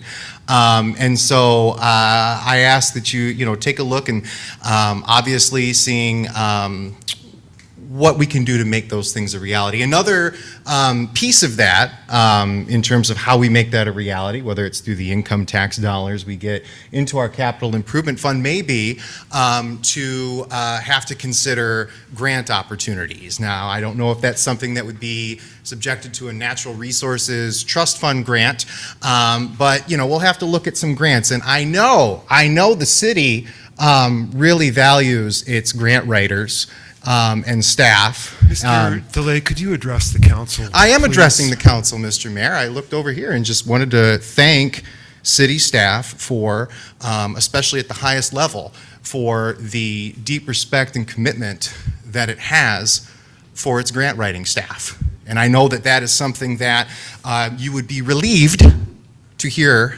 from a member of the public. So with the time that I have left, I just want to again encourage you to support this proposal this evening. I also am very glad to hear we're going to have the first park named after a woman in the city of East Lansing. I do think that naming is very important. For example, I was one of the individuals that worked to rename Pinecrest Elementary after Dr. Robert L. Green, and his home that he purchased is my neighbor's house, and that historical marker is right across the street. So I definitely like to see progress on those sorts of things, and I also want to make sure that our actions around what we do with this park reflect the things that we do to name. So for example, with the case of Dr. Robert L. Green, we wouldn't want to, I don't know, gut the very commission that he sat on and that was so instrumental in the 1960s. So again, I think that what seemingly is an innocuous agenda item really does tie into a lot of the different issues that we've been talking about here this evening. And I appreciate You your have time 30 seconds and your remaining. consideration of these various issues. Again, I'm very happy to be a member of the Parks and Recreation Advisory Commission, very proud about the work that our staff that the staff for the department has done on this issue, on this particular parcel, and I just really want to extend my appreciation to them and to all of you. So, thank you very much for your time this evening. Is there anyone else who would like to address the council? If you could state your name for the record, I'm Cliff please. Haka. Sue, my wife, and I have lived essentially across the street from this property since 1982, and I endorse the idea of it being a park. I do have some empathy with the individual who apparently wrote and said this would be kind of dangerous. It would, whereas Eininger Park, which is behind us, is sunken down. You don't have the very much potential for a child, chasing after a ball out into the street. And Kensington has been a problem lately. I don't know why. It didn't seem like a problem for the first 20 years we were there, but it does now in terms of people racing through there. So I'd simply like to say that I hope that wouldn't just be this be a quick one-off. I do think there's some potential to solve the two problems in the community. Let me also say quickly, I don't think we should put another house there. We're a historic district, and a brand-new house there would be, I just think, an eyesore, no matter how nice it was. But I think there's two problems in the area. One is Kensington and the traffic going through there, and the other is Duplex, 2 doors down from us, which is directly across from this house, which has been problematic. We did have one incident a couple of years ago where a late night party had the police called. Somehow they found out who called, and they confronted the woman in her house across the street, and the next week her house was up for sale and she left. So this kind of rental property right in the middle of all residential, I have thought from time to time that maybe this new park could be connected to a little island that sits between Kensington and Crescentwood. If we could buy the duplex, tear it down, you could extend it right into Eininger Park. Now, I know that's a huge financial thing, and people will quickly say, well, that's too much money. While I cannot make any assurances here, I have talked to a reasonable number of people in the neighborhood, and to get something like that to happen, I believe there are residents, including ourselves, that would be prepared to contribute financially in a substantial way to that. So I would hope this just wouldn't be blown off, because I think the two issues, Kensington and the rental, could be addressed with a maybe a little broader look at this. And I hope someone would take the time to do that, and if somebody wants to talk to me about that, I'm always around. Thank you very much for your time, and thanks. Thank you. Is there anyone else who would like to address council on this issue during this hearing? Any callers? No. Okay. All right. Seeing no further people interested in commenting, I'm going to close the public hearing. Questions? Any further questions for staff at this point? Mr. Whalen, did you have a? Yes, a few points. First of all, I want to actually, for the staff, I want to say thank you for all the work you've done on this. And I've got a few statements after we get done asking the questions of the staff. Okay. Questions from over here? I'm not seeing any. Mr. Meadows? I've just got a couple of comments, that's all. Go ahead. First of all, I'll just say there's no innocuous items on any agenda. Everything is very important and affects the life of everybody in this community.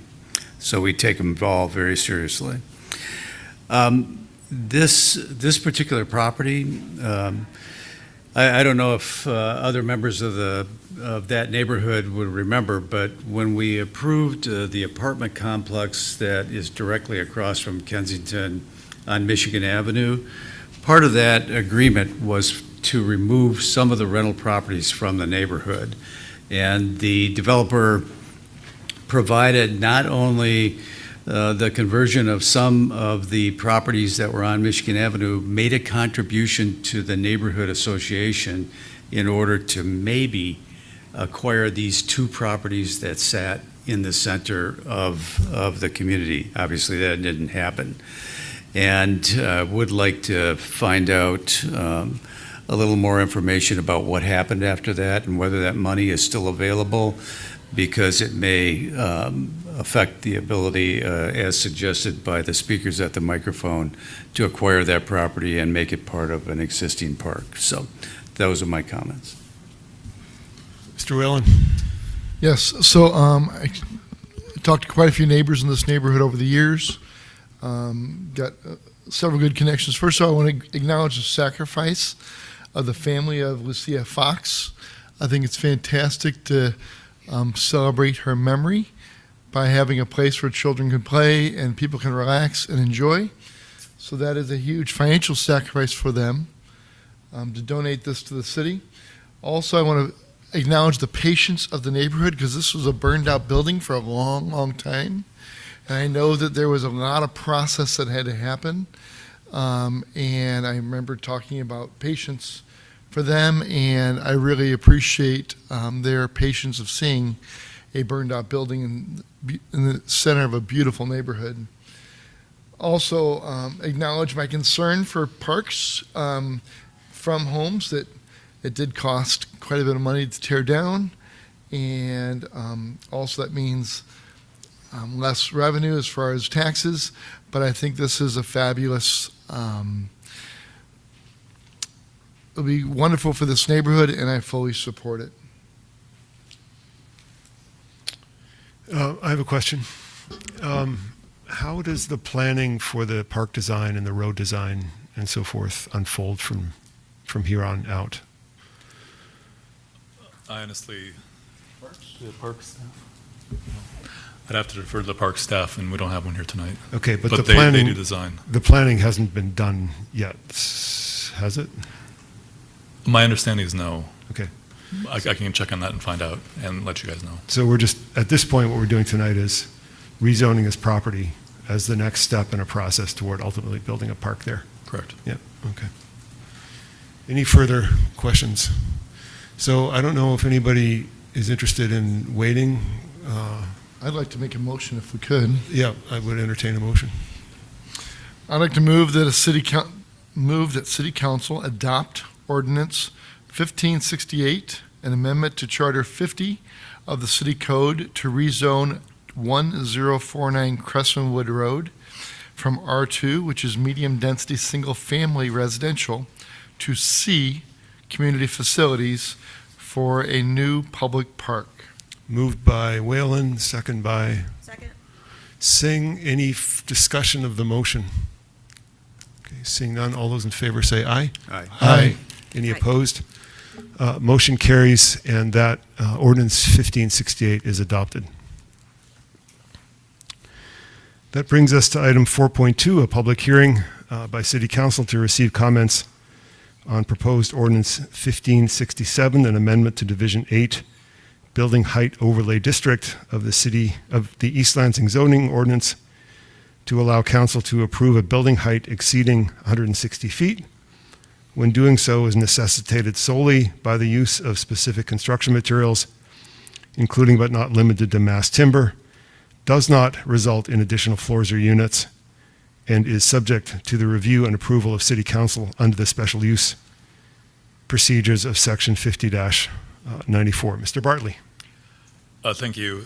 Landon Bartley, Principal Planner. So the this potential amendment to the zoning ordinance originated after a variance request by a project that has since been withdrawn to construct a building that exceeded 160 feet, which is the maximum allowable under any circumstances in the City of East Lansing under current ordinance, and that has to be approved, the height over 8 stories, approved by council. But council would not be able to approve over 160 feet because that's the top, that's where you can cap out. The applicant was saying, hey, we have 167 feet only because of the floor-to-floor ceiling or requirements for mass timber, and we wanted to build a mass timber building. They went to the Zoning Board of Appeals to ask for a variance to allow additional height, if approved, up to 160 feet, but we're not able to get that variance. And so considering this, I guess that scenario, we wanted to give the Planning Commission and City Council the flexibility, if a similar project is proposed in the future, that it would exceed that 160 feet only because of its construction materials, which could be mass timber or something else, and not leading to additional floors or additional units. So essentially just inching up that building because of that floor-to-floor height, for example. We wanted to give the council that flexibility, and that's the purpose of this ordinance. The Planning Commission held a public hearing for this and unanimously recommended adoption. We did discuss whether or not the vote right now, as it is, if a developer were to ask City Council and Planning Commission for height above those 8 stories, it currently requires special use approval with a supermajority vote. And so the Planning Commission discussed whether or not they'd recommend to change that supermajority requirement, but didn't go as far to recommend that. So, but they did recommend adoption of the ordinance as currently proposed. I think that's it for my report. Tonight's a public hearing. Again, if you're so inclined to act tonight, I did include a sample motion for you. Otherwise, can I answer any questions? Questions for staff? I actually do have a question. Do we require, would this ordinance require any sort of certification from the developer that that extra height is really needed? Or do we take their word for it? Or does it matter? Generally, we take their word for it. I typically defer to our building official as to whether or not he agrees with them. And if he didn't, we'd certainly include that in the, I guess I would include that in the request if it came to council, if this ordinance were to be passed. Is that worth including in the ordinance? That the decision about the need for the extra height is at the discretion of the building official? I think that would be a wise move. Would the city attorney have any comments on that? Yes, well, it becomes a matter of the information that is brought before council at the time that special use is requested, and if there is enough information to satisfy council that it's needed, that is up to the property owner developer to provide that information. Staff, of course, through building official or whomever, can assist the property owner with trying to get enough information. But if you find yourself at a meeting where you don't have sufficient evidence or materials to make yourselves feel comfortable that fact has been proven, that it's needed and it will be of the required materials, then you can ask for more information and postpone the matter. So it's really a judgment call on whether you have enough information within reason. What is reasonable, of course, is something I talk about often with you. So there has to be a decent basis for it. Sometimes during, as you know, while staff reviews matters, they may feel that they're not sure that there's enough information, but the property owner or developer feels that there is. And so they'll come before council and make their case and tell you why they feel like there's enough. Perhaps they could rely on experts for that information as well, or the city could also, if necessary, bring in experts to assist with that. All sorts of options open to make sure you have what you need, very similar to a lot of decisions you make in these types of discretionary decisions. But we could, if we wanted, add a provision to the ordinance that would allow the building official to make the decision about whether the need was actually there. Could we? I'm not sure if you're talking over about making this decision, this approval, an administrative approval decision. No, what I'm talking about is allowing the building official, or maybe requiring the building official, to certify that the extra height is needed, given the building materials.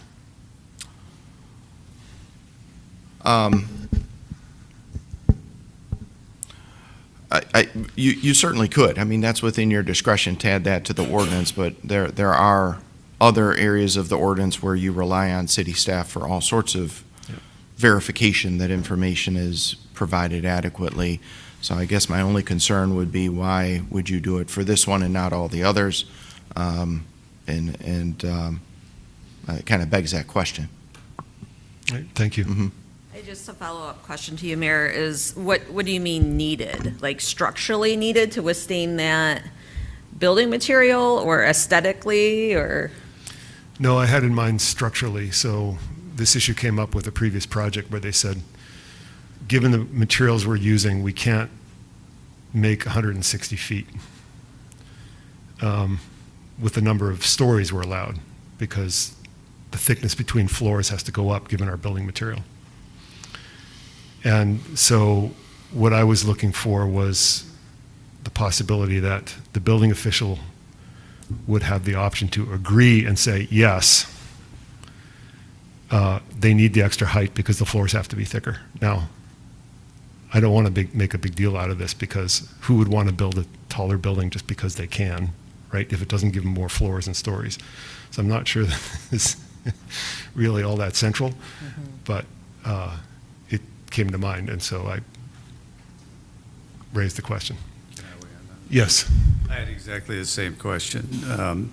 So I think it is important to know who would determine that the building materials require additional feet, not just the developer, and what is the standard that we're going to utilize to determine that council's going to rely on to determine that the additional height is necessary. So it seems like there's a qualified professional that could, provide that type of information to the city. Certainly, the building official is a qualified official as well, but they basically advise us. But in order to make the request, it seems like there's more than just the developer saying, we need some extra height on this one. So that was a question I had also. It would seem that to the extent that we need, a little more tightening on this, that we should ask the city attorney to provide some language that maybe we could add to the ordinance. So. Any further questions or comments before we, Mr. Whalen? Steve's got one. Mr. Jopik. I do have one, and of course, being a lawyer, I can't say for sure that I'm right about this, but the language in here says the standard is that the extra height is necessitated solely due to the use of certain construction materials. That being the construction materials that they're saying requires them to construct in a certain way that will be higher, yet the same number of floors. That might not just be a building question, a building construction question. It may be an engineering or structural expert type question as well.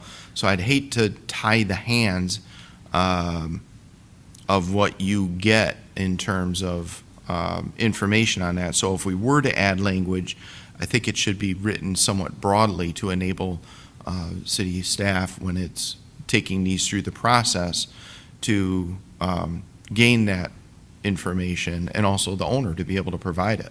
But to not tie your hands or tie anyone's hands to just the building director. Now, Mr. Bartley may tell me you don't know what you're talking about, Steve, and I fully accept that because I'm not an engineer, but it seems to me, based on some other projects I've seen, you're talking about the structure itself as well and its stability, and that may be engineering, maybe architectural, I don't know. So that's why I make that comment. Mr. Whalen. So I have no issues with that. I just know that this is not the first time a mass timber building's been built. There's been several towns that have been incredibly successful, and I think they're aesthetically incredibly beautiful. I'm a natural wood person, so I don't think we would need to reinvent the wheel on this because I think that information is already somewhere. Obviously, I'm not the expert on it, but I think that I do applaud the innovation of some of these new projects that are being talked about. So I think if this is a mere situation where somebody doing the research and then a building professional would say, yes, this is reasonable that we have to have it that's much higher, as compared to going back to the drawing board again about the whole new project. So that would be my concern, as more that if it's already a standard out there it's clearly a check saying, yes, this is needed. And I would think that would be a pretty quick answer, Mr. Bartley, or is that's kind of outside your wheelhouse? I mean, I guess to our attorney's point, I'd probably defer in that case to the building official and engineers. Okay.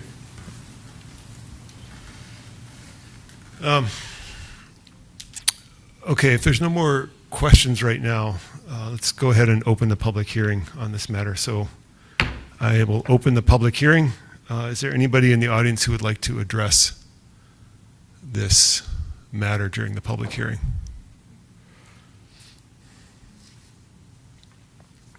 Good evening. My name is Adam DeLay, and I'm a resident of East Lansing. While I do not have a strong opinion in support or against this specific ordinance, because we are talking about the process to approve a building height exceeding 160 feet when doing so is necessitated solely by the use of specific construction materials such as mass timber, I would like to talk a bit about what mass timber is and the issues surrounding it. I will be reading a portion of a 2023 report from the Congressional Research Services entitled Mass Timber, Overview and Issues for Congress. Mass timber is a class of engineered wood products made into structural pieces of much larger sizes and more diverse shapes that can be made with lumber alone. Mass timber is a substitute for conventional mineral building materials, e.g. steel, concrete, due to its size and physical properties. Mass timber also sequesters carbon and may result in less greenhouse gas production during manufacturing than mineral materials. These characteristics have raised the possibility that mass timber could replace conventional materials in the commercial building sector and could generate associated co-benefits, such as reducing the sector's carbon footprint, potentially on a large scale. Development of mass timber products has the potential to change the role of wood in the U.S. construction industry. Traditionally, most structures built with wood have been in the residential sector using light frame wood construction. Wood having been in the walls, roofs, and other structural assemblies made of nailed, dimensional lumber and engineered wood, epitomized by familiar single-family housing construction. Buildings built with mass timber products can be larger and more complex than buildings made using light frame wood construction. Because mass timber can be used to build tall wood buildings, defined as buildings that are 6 stories or more in height, mass timber can penetrate the commercial building sector. Mass timber and tall wood buildings may have some disadvantages over conventional construction methods or may face barriers to adoption. Because mass timber is an emerging technology with minimal market share, researchers identify high costs, unfamiliarity with the construction community, and unresolved questions about performance as potential disadvantages compared with conventional construction. In some cases, it is unclear whether these issues are intrinsic to mass timber itself or would change if mass timber were more widely used. Recent changes to model building codes may reduce barriers to increase construction of tall wood buildings. However, in general, mass timber and tall wood buildings comprise a small portion of the U.S. building economy. As of March 2023, 1,753 mass timber projects have been constructed or were in design in the United States. For context, 5.9 million commercial buildings were constructed in 2019 alone. Mass timber's potential to replace mineral materials has generated interest from those seeking to reduce the building sector's environmental impacts. Mass timber products may improve on the GHG-related characteristics of mineral materials in 2 ways. Mass timber sequesters carbon, and mass timber generates relatively lower GHG emissions in production compared with mineral materials. Proponents of mass timber also have forecast a number of possible upstream benefits of mass timber to production and manufacturing, particularly if mass timber construction were adopted on a broad scale. These benefits stem from mass timber's potential to grow wood's role in the construction industry and from mass timbers, and in turn potentially drive increased demand for timber. Mass timber has therefore become part of a broader conversation about the role of timber markets in driving the extent, composition, health, and management of forests. The federal government funds research and provides financial and technical assistance to facilitate wood product innovation, including development and deployment of mass timber and tall wood buildings. This is generally, but not exclusively, done through the Forest Service's state and private forestry and research development mission areas, although You some have 30 authorities seconds also remaining. relate to management of FS and Bureau of Land Management federal forests.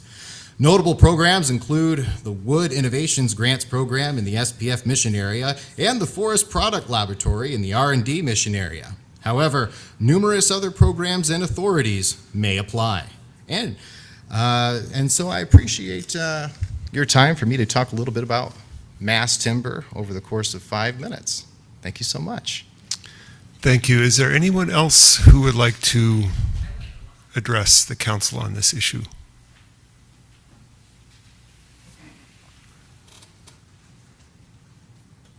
Hello again, Tajmi Katorak. I just wanted to say, in 2016, when Mark Meadows was told that African Americans don't come to East Lansing because it isn't safe for them, he said, and I quote, "I think we have a whole lot of work to do, and this is just the beginning of work we need to do." And quickly, I just want to say thank you so much for acknowledging the lack of community forums and committing to remembering them in the future. This is actually the city manager's responsibility, and so it should continue Ms. Torok, regardless do you have any of... comments to make concerning the public I hearing? do, and if, like Grigsby has said, if you would let me finish, I'll get to it. Thank you. you. I do not have a problem with this ordinance, but I do have a question as to why we were having these public hearings instead of adding the problem of racial disparities to the agenda. This is not good governance. Why are we discussing business matters when members of the community are less safe than others while being patrons of East Lansing businesses? In 2020, the ELPD told the community that they were changing tactics, evolving towards a community policing model that focused on keeping crowds moving, decreased arrests and use of force. At the same time, it became clear that the HRC didn't have as much power as they needed. Meadows said that a lot of community members have conveyed that they felt the drafted ordinance 1463 was insufficient in terms of how we should be looking at this. This is interesting to me because when the conversation was brought to the then city council member in 2019, Mayor Altman had this to say: "Why create a new board instead of giving the additional authority named in the ordinance to the Human Relations Commission, which is already receiving an annual report of complaints against police?" That's a great question. Why not give the HRC additional authority? My follow-up question is, will you continue to support Chief Jen Brown in her refusal to provide the relevant data requested by the HRC, LEPOC, and even your own paid consultants? Going back to 2020, ELPD announced that they would be tracking demographics on all officer-initiated contacts, including race, sex, and reason for contact on every interaction that an East Lansing police officer initiates without a dispatch call for service. Seems like good news. Well, hold on, because while East Lansing Info was writing that article, news broke that the ELPD had assaulted 19-year-old Uwimana Gasito, thank you, a detail that ELPD representatives failed to mention during a meeting that happened 4 days earlier. This assault happened while he was frequenting one of East Lansing businesses.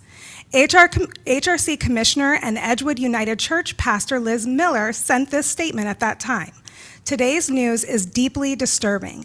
It underscores the importance of having a strong public safety oversight commission in East Lansing that not only reviews cases after they happen, but ensures we have policies and procedures in place so that this type of violence does not happen in the first place. We cannot continue to do business as usual while community members are left vulnerable to civil rights violations. At that time, the HRC Commission immediately demanded that the body cam footage be released. Current Mayor Pro Tem Chuck Grigsby agreed that trust of the police is now in question. This is when it was shared in the media that no complaints submitted by the public have ever been sustained by police investigators, not a single one. At that time, Grigsby came to this very podium to say again, he did not think the process was sensitive to the public, sort of like having this public hearing when we all want to talk about the racial disparities. Mayor Breyer at the time believed that racism and bias were serious problems, so she asked police to start collecting demographic data on all police-initiated interactions. She wanted this data because 6 years ago, the city was prepared to create a Citizens Public Safety Oversight Board to hear complaints against police. That was 6 years ago. At that time, Councilmember Grigsby sounded a lot like my friend Nadia Sellers, the mother of Lonnie Smith, who with Mason Woods, whose mother was here tonight, were pepper sprayed by the ELPD in an excessive use of force during Welcome Week in September of 2025, again, while patronizing an East Lansing business. Councilmember Grigsby said it seems like the council and people involved feel like this has all been resolved. It is definitely not resolved. He said it was necessary to seek more understanding of what we don't understand. The unions are protecting these policies and procedures that have basically terrorized communities. You have 30 Grigsby seconds said. remaining. He said, I refuse to be a part of this and not have anything done, have no one accountable to this. I refuse to be a part of this and not have anything done, have no one accountable to this. That's not all. While serving on the Human Rights Commission, now Mayor Pro Tem Grigsby told council that the released quantitative statistics on police stops clearly showed a bias towards stopping African American men, calling the numbers a horror show. Thank you. Thank you. Is there anyone else who would like to address the council on this public hearing? Seeing none, I'm going to close the public hearing. Further questions for staff about this issue? I guess I would like to suggest, well, so first a question. Are there any projects in the offing that would be affected by this ordinance that we know of? In other words, is there a timing issue? No, we have no applications that are proposed right now to be affected. So I have to say I would prefer to have some language in here about who determines whether the additional height is necessitated. Because right now it's a completely passive construction. We don't know who determines that. And I don't know if it's going to be a big deal, but I would like to avoid any loopholes or unintended consequences by leaving that open. So, and if the answer is that we can't do that and it just has to be up to discretion of the council, then that's fine. But I guess that's the direction I would prefer to have from the city attorney. Yes, thank you. What I could try to write in is a provision that includes as part of the review a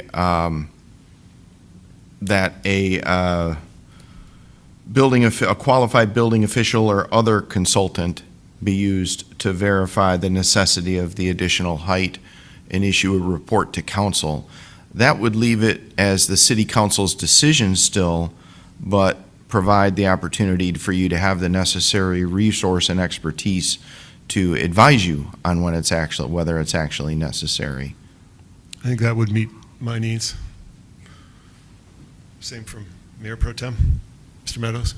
Yeah, I think that language would be appropriate. I worry that should we turn down a particular request, that we need appropriate information to defend that decision, and this would give us the ability to approve or deny based on the information that's provided to us.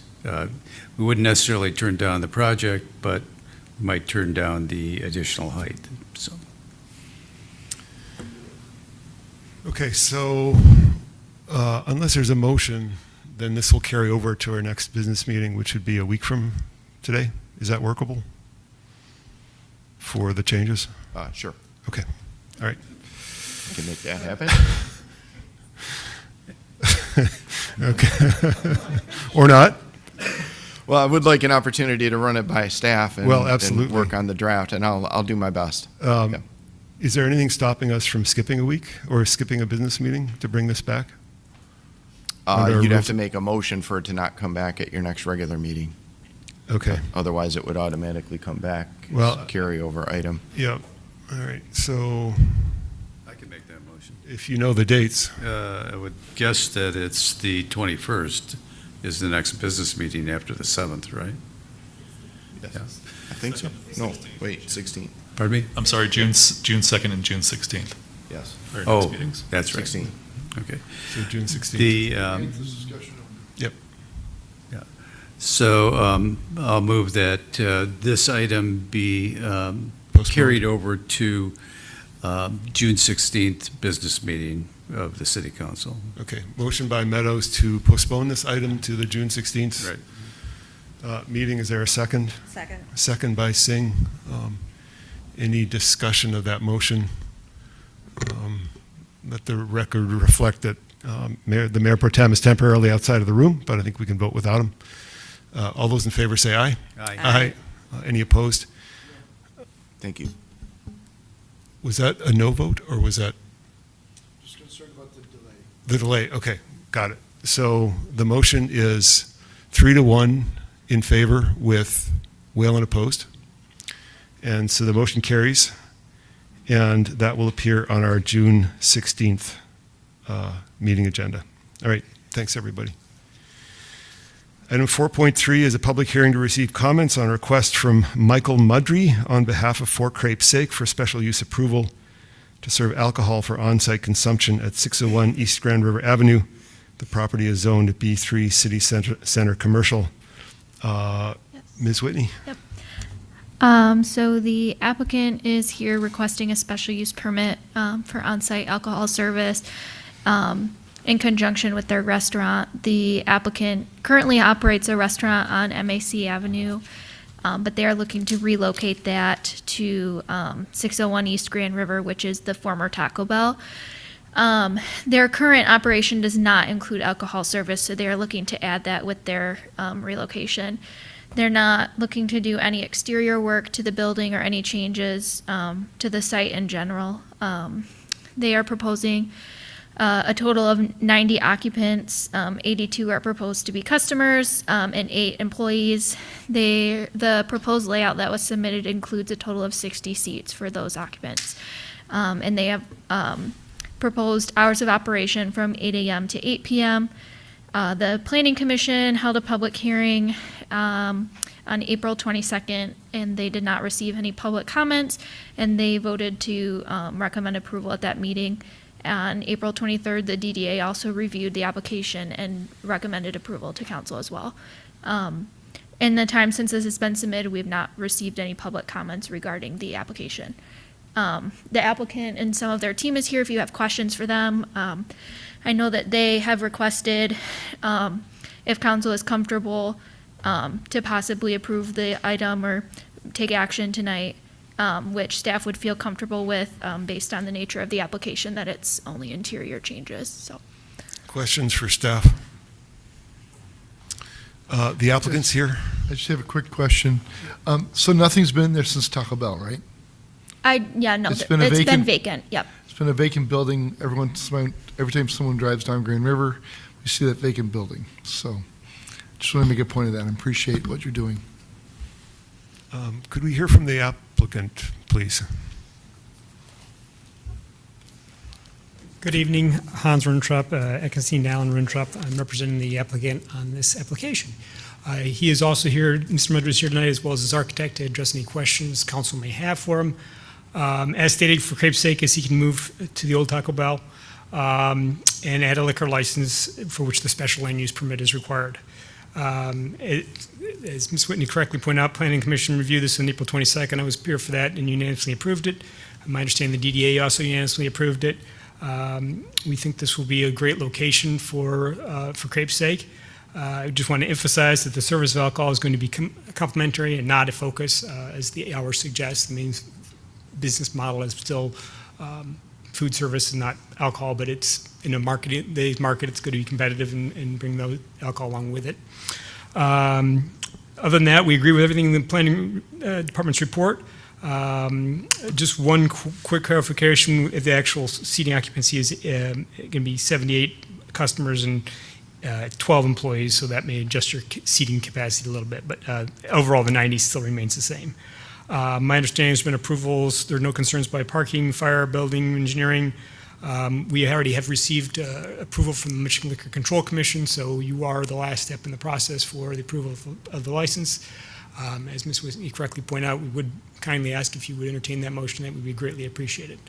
Other than that, if there's any questions, I'm happy to try to entertain them. Questions for the applicant? Mr. Whalen. So is it wine, spirits, beer, just kind of variety, or what's kind of the target? It will be a Class C liquor license, so it will include wine and spirits and beer, all beer, wine, spirits, yes. But also, I know you've got food and. Correct. Is there still a requirement of percentage sales between? Not anymore. No. Okay, thank you. Any further questions? I'll just, if I can make a comment, I haven't thought about having a beer with my sweet grapes, but, you know, I'm going to give it a shot, so. Mr. Mudry, is there anything you'd like to add? No, I'll be quick. You know, my wife went to middle school here. She grew up in East Lansing. I'm from Grand Rapids. We lived in Atlanta for a long time and made the decision in 2017 to move back here with our 4 kids. And shortly thereafter, I wanted to kind of be part of the community. There's a variety of ways to do it. We decided we wanted to open something in and of the community. We purchased for Crepe's sake in downtown Lansing and actually signed a lease to open a second location in East Lansing in March of 2020, which, as everyone knows, is not the best timing. So unfortunately, we had to shut down the downtown Lansing location, but it got us where we wanted, which was in the heart of East Lansing, and now we've simply outgrown our location. Saw this Taco Bell location for so long and finally realized that it's the perfect spot for us. And it's mostly going to be like mimosas and glasses of wine. I don't foresee this being anything significant, but we think it complements the experience. And, you know, we really pride ourselves on being something in and of the community, and we think this is the next step for us. So, thank you all. Questions? Okay, I have a procedural question before we move to the hearing. The Planning Commission adopted a motion that's 3 pages. Mm-hmm. Do we have to read that into the record, or can we move to adopt the motion adopted by the Planning Commission on pages 13 to 15 of the agenda item report? So there is a portion of the motion that you would have to read. It's not the entirety of the Planning Commission's motion, but there are some aspects after running by with the city attorney that they instructed us to put in there for you to address as the council. Okay. Well, we can address that when the time comes. This is a public hearing. This is a public hearing? Yes. I will open the public hearing. Is there anyone from the public who would like to address this issue?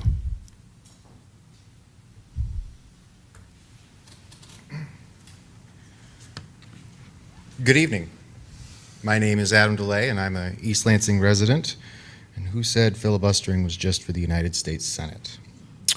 I would like to support this proposal, but also just want to highlight, I think, a couple of things from the staff report that I just really, truly believe should be said aloud here over the duration of, let's say, 4 minutes and 33 seconds.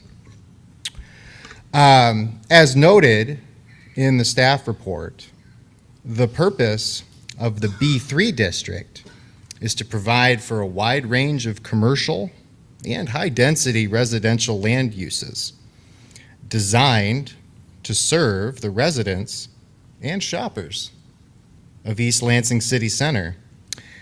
And the proposed restaurant will help diversify the offerings in this area of downtown. As a customer, I can attest. The only other restaurant in the 400, 500, and 600 even blocks of East Grand River Avenue, which, for those who don't know, is located between Charles Street and Collingwood Drive, with an active license for on-site alcohol, is the Peanut Barrel, of which I am also quite a fan. A special use approval was granted for on-site alcohol service at Pizza Walla's, located at 523 East Grand River Avenue in 2025, but the restaurant has not yet opened. In regard to parking, always an issue in East Lansing, so much so that we would be willing to do eminent domain to keep a slab of parking lot instead of build affordable housing. The parking department has stated that there is adequate parking available in the downtown system for patrons of this restaurant to use. There's pedestrian access from the Division Street garage and the Bailey parking lot, which are 3 and 2-minute walks from the site respectively. Public bike parking hoops are available along Grand River Avenue in front of the building. The engineering department has stated that they do not have any concerns regarding traffic or access, which isn't that great news. Concerns from adjacent property owners, I believe one of which is Insomnia Cookies, where once upon a time I used to deliver cookies, have not been received at this point.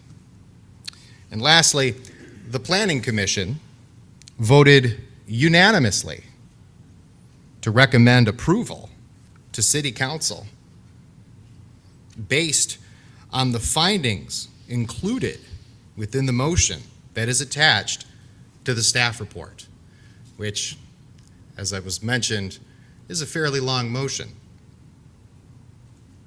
The Planning Department also routed a copy of the proposal to the Fire, Building, and not to be outdone, the Engineering Departments.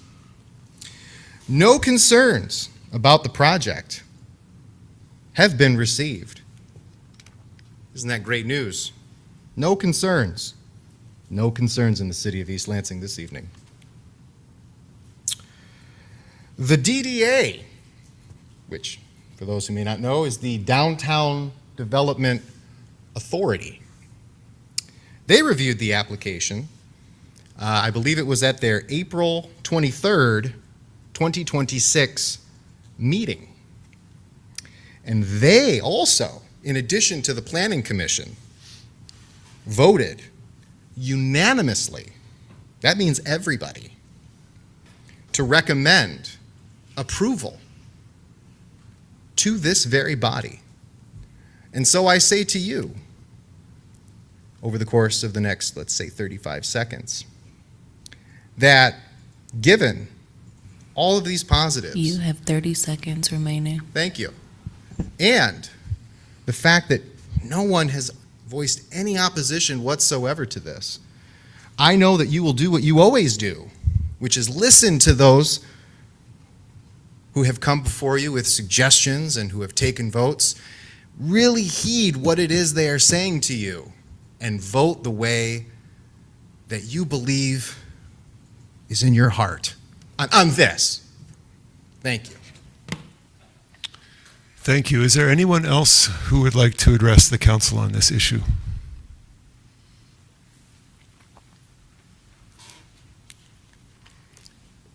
My name is Tajmika Torak. 6 years ago, the city of East Lansing had evidence that African American men were being stopped 2 to 4 times more than their counterparts. I have no issue against this ordinance. I love mimosas and crepes. However, we know that these stops happen while Black people are driving through the city, attending events, or frequenting local businesses.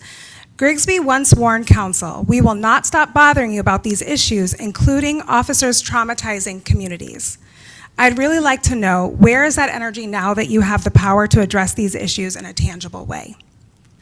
Former council member Gregg declared, "We are not just over-policed, we are over-ordinanced." At that time, Mark Meadows called for revising the city's disorderly conduct ordinance. Did you update the ordinance, or have you set a trap? More business, less protection for citizens. The LPD police chief at that time promised various actions, including finding out more about how disciplinary action is or isn't working, reviewing video footage of all instances of use of force, having the chief review all complaints filed by the public before assigning them to an investigator, and looking into why these 2 complaints were not connected before this late date. More promises from a city government and a police department that Kath Edsel said is bent on hurting people of color. Also in 2020, Mayor Ruth Beyer said, as council expressed at its last meeting, "We were not aware of the complaints against this officer until now. That is our fault. We will never be in that position again." Beyer intends to examine this matter closely. She said, "I have asked for all reports, data, and video footage pertaining to complaints against this officer and all other complaints of excessive force. Once again, I apologize for assuming that our current practices of diversity training and de-escalation were sufficient. We clearly have a lot to do so that people of color feel heard, safe, protected, and welcome in East Lansing. In July 2021, that's 5 years ago, LEPOC is created because the East Lansing City Council is committed to the goal of racial equity. The commission will give priority to addressing racial inequities as well as use of force in policing. These issues have not been addressed, and y'all are subverting the efforts of LEPOC and the HRC. In 2023, LEPOC presented the City of East Lansing with its first annual report. The presentation was just over 40 minutes long and included several recommendations that would improve data collection. In 2022, 93 of 167 reported use of force incidents came against Black individuals. I know you know this, I've heard other people read the statistic. This makes up 56% of times force was used against individuals, despite only 12% of East Lansing residents being Black. In comparison, 36% of the incidents were against white individuals who make up 71% of East Lansing's population. Again, that was 4 years ago. In January 2024, the Michigan State Police released a report on racial disparities in traffic stops. The report suggests that agency stops conducted during daylight hours were more likely to involve African American and Hispanic drivers in 9 of 30 state police posts, including Lansing, Grand Rapids, Monroe, and Flint. The results from this report suggest that racial and ethnic disparities in MSP traffic stop behavior existed when we consider stops across the entire state of Michigan. However, a deeper dive into the data revealed that the disparities were constrained to a handful of MSP posts. Want to guess where they were? Daylight stops were more likely to involve African American drivers in Lansing, Monroe, Tri-City, Flint, Lakeview, and Houghton Lake posts. In October of that same year, a sociologist hired by LEPOC submits a report that there has been a surge of racial disparities in the ELPD's use of force. About 83% of individuals ELPD used force interacting with were non-white in 2025, compared to about 54% in 2024, 68% in 2023, and 67% in 2022. He wrote his report based on the publicly available data. Why? He was not given access to some data the data that he requested that would help him understand the racial disparities. Police Chief Jen Brown fails up again. You have everything you need to protect the people of East Lansing 30 seconds remaining. from the racial disparities in the ELPD's use of force. You have the lessons learned from past leaders. You have the lessons shared from community members. You have the support of the Human Rights Commission and the East Lansing Independent Police Oversight Commission, and the members of the community who continue to show up in service of a safe community for all people who live, work, and visit the city of East Lansing. You need to do better. Thank you. Is there anyone else who would like to address this particular issue? Good evening. I too love crepes and mimosas. I do. So I'm very excited about this, and I'm looking forward to visiting your restaurant. You know who else would have maybe liked crepes and mimosas? Isaiah Kirby. He won't get to enjoy them. There were two things that came up in the meeting today that we had with Robert Bellman that are sticking with me, and one of them was the defense of Jen Brown's comments. And that defense went something like, she simply was repeating what Todd Haywood said to her. And that really pissed me off because a week later, at the LEPOC meeting on a Wednesday night, I read her comments back to her, and verbatim, from the article, and I asked her, did you say this? And she said yes. And I asked, do you stand by those words, that a disproportionate number of minorities are coming into our community and committing crimes? And she said yes.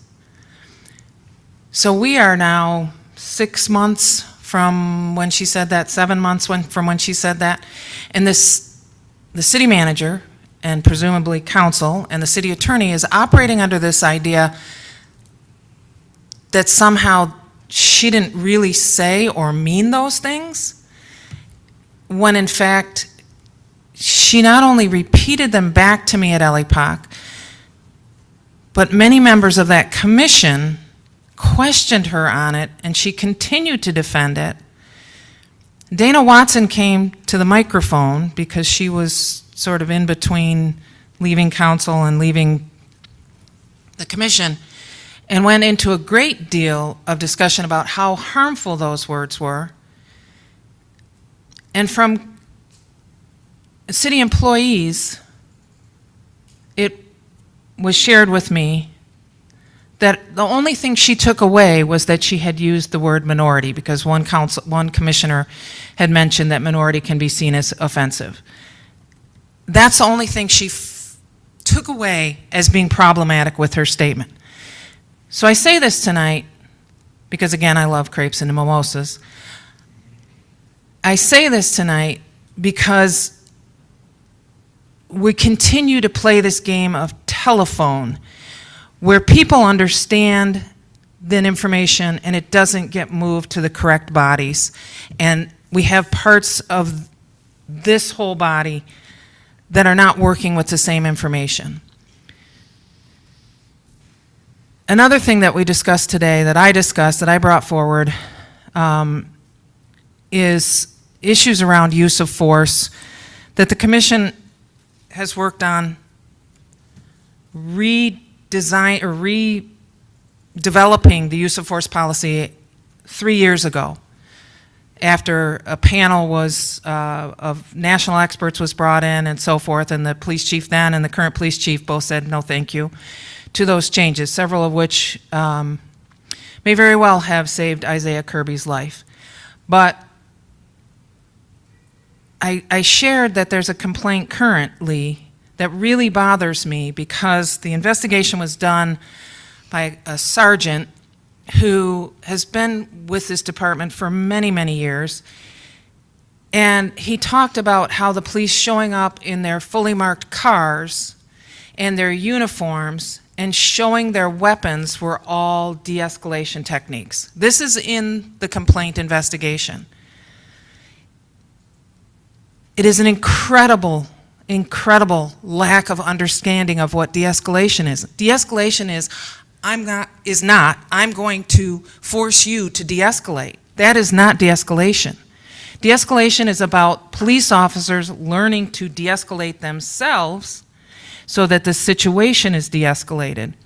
And that a sergeant in this department You have 30 seconds does not remaining. understand those concepts. And a police chief in a separate incident shows her pepper spray and claims that's a de-escalation technique is a profound lack of understanding of what de-escalation is and a root cause to the problems that Tashmika just talked about with use of force in our community. Thank you. Is there anyone else who would like to address the council on these issues? Okay, seeing none, I'm going to declare the public hearing closed. Any further questions for staff? Mr. Meadows. Question. I just want to make sure that the parking issue here has been fully examined.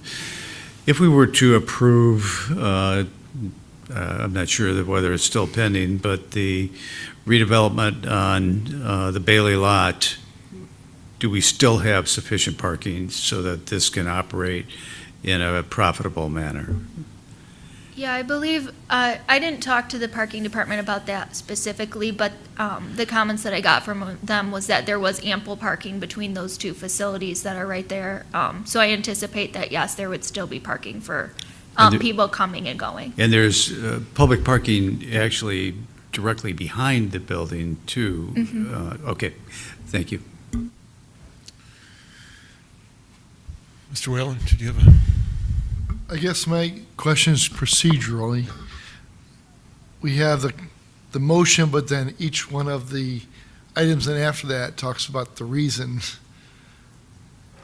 Is that something you would help us with, or is that something we need to include all those things, or? I'm a little bit concerned about the process. Yeah, so the motion that we put in the packet starts at the bottom of page 9 of the staff report, or page 10 of the PDF.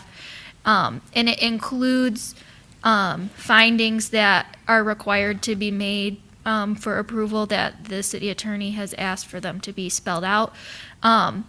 Many of the findings have been made and included in the Planning Commission's motion.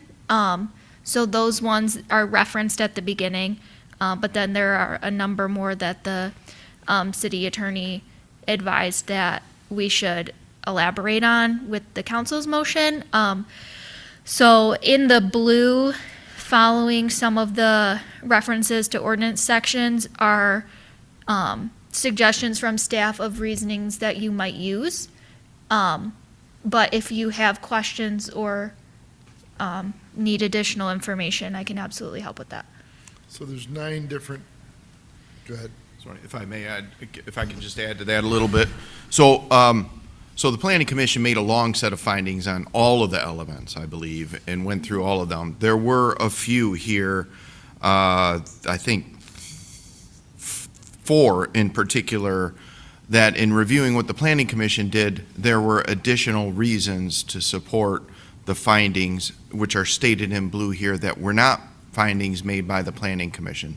So I hope that helps you understand. The rest of the Planning Commission's findings are all incorporated by reference through a single sentence at the start, which says you are, if you adopt this motion, you're adopting the findings made by the Planning Commission. So you're pulling all of those findings in and making 4 additional findings in 2 through 5. And number 1 is just kind of all encapsulating. So that's the explanation there, and the conditions are your conditions, so they're spelled out following those findings. Oh, and I apologize, there is another finding that is a correction from the Planning Commission. There was an error found, I'm not sure by who, but it's so the finding for number 6, which is Planning Commission finding number 9, is being corrected. I know it's a little confusing, but it's really to enhance the findings, to correct one finding, and then to make your conditions, and so that they can be incorporated into the special use permit memorandum that gets recorded. So this is confusing. And my question is, would it suffice if we read the Planning Commission motion without the additional findings? Or do you think that there's a serious possibility of a court challenge that we should avoid that? You know, based on what we've heard so far, it doesn't appear as though anybody's objecting to this matter. So if you're, aside from the correction. Which is could you spell out the correction, please? If you look at page 11 of the PDF, it indicates, in addition, the City Council adopts the correction of Planning Commission's finding number 9. Yeah, it's on page 11 of the staff report. It's, so there's 1 through 5, and then that one is labeled as number 6.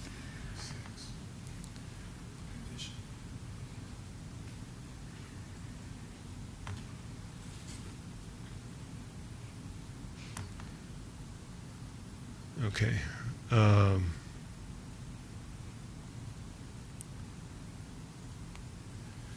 Page 11 of the staff report. Where's the correction? So it's Again. in the middle of the page of page 11 of the staff report, where it says, in addition, the City Council adopts the correction of Planning Commission's finding number 9 related to section 50-94 sub A sub 8 to read as follows. And then Okay. it's, So if I read the Planning Commission motion substituting finding number 9 with the one on page 11, that would effectively correct.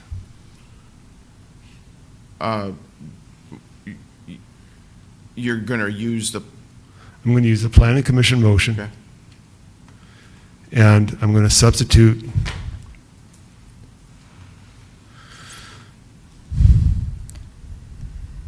so if I'm understanding correctly, then you would read under motion and then findings, that first paragraph that references the Planning Commission motion, and then the correction, and then any conditions, if I'm understanding.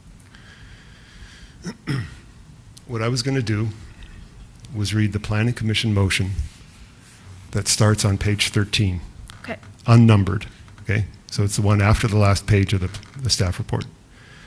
And I was going to substitute, in place of number 9, I was going to substitute the text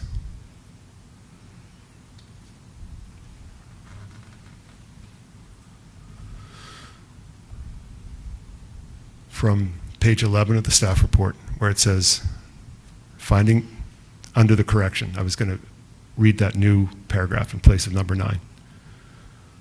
Is that, If that's what council would like to do, the draft motion incorporates the planning commission motion in one fell swoop without reading the whole thing. okay, If you look at page 10 of the report, which I think is at 11 of Yeah, the it's packet. 11 of the PDF. of this. okay, So if you look there. okay, I see it. Yeah. Yep, all right, I get it.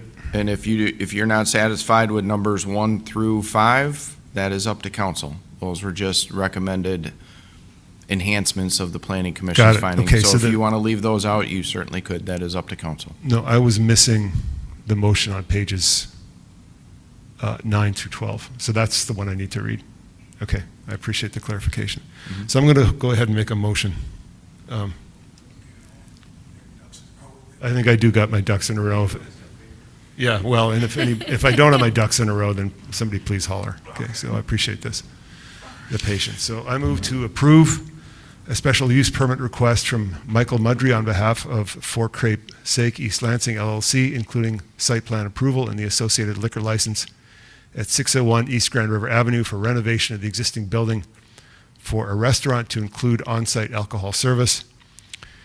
Findings, this decision is based on the findings and determinations as to each standard applicable to this special use permit proposal under section 50-93, 50-94 sub A, and 50-94 sub B sub 2 that were recommended to City Council by the Planning Commission at the Commission's regularly scheduled meeting on April 22nd, 2026, with reference to and reliance on the applicant's application, plan submissions, public testimony, city staff analysis and review, and other submissions relative to its proposed development.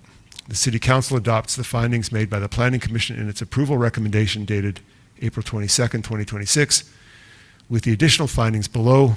Number 1, section 50-94 sub A sub 1 requires the proposed use to be consistent with the purpose of the special use purpose division of the zoning ordinance, which is identified in section 50-91 as being twofold.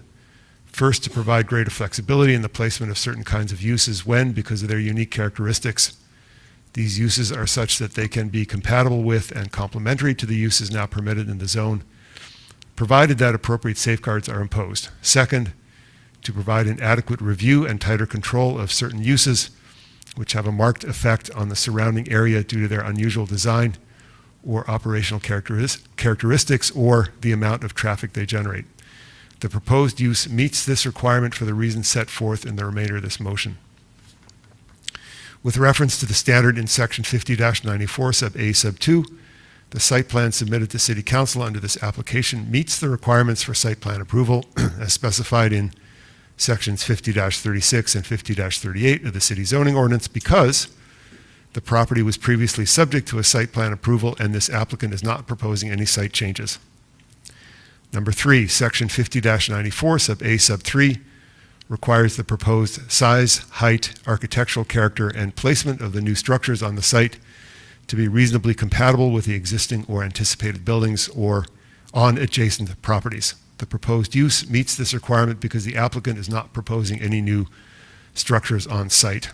Number 4, section 50-94 sub A sub 4 requires the streets and access facilities serving the site to safely accommodate the expected traffic generated by the proposed use and the proposed use to not cause excessive traffic congestion or delays, obstruct access to adjacent properties, or imperil the safety of motorists, pedestrians, or bicyclists. The proposed use meets this requirement because there is available nearby parking that is adequate for additional patrons of the proposed business, and there are bike parking spaces adjacent to the site.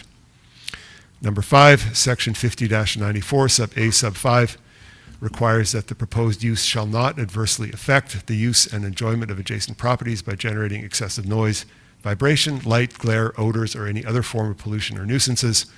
The proposed use meets this requirement because the hours of operation include a closing time of 8 p.m., reducing the likelihood of late-night disturbances at this business. The business is not proposing any use of the outside space for live or amplified music.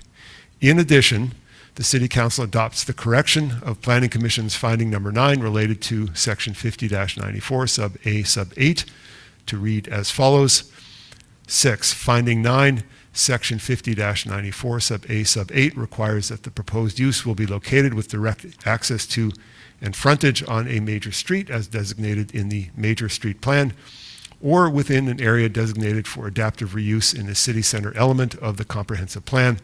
The proposed use meets this requirement because both Grand River Avenue and the portion of Bailey Street directly north of Grand River Avenue are designated as major streets.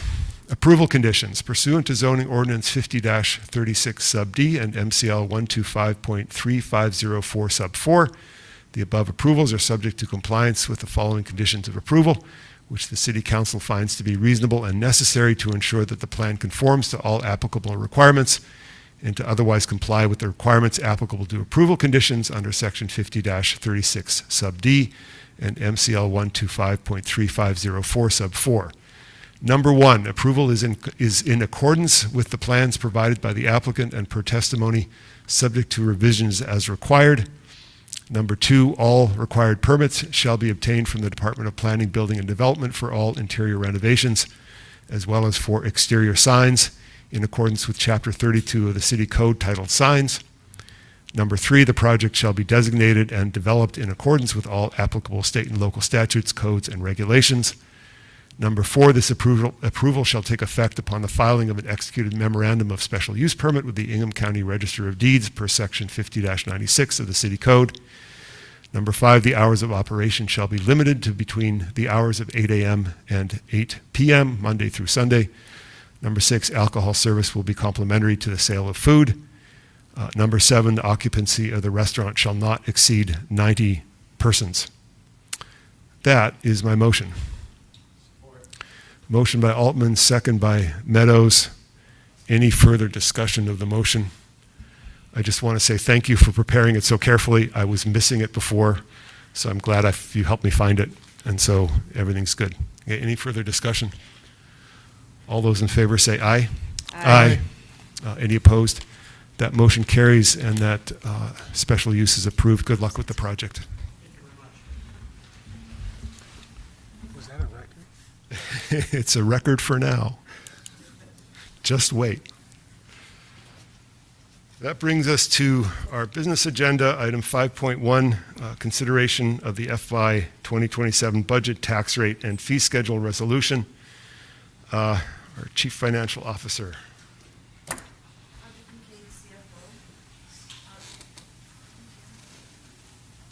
Is the green light on?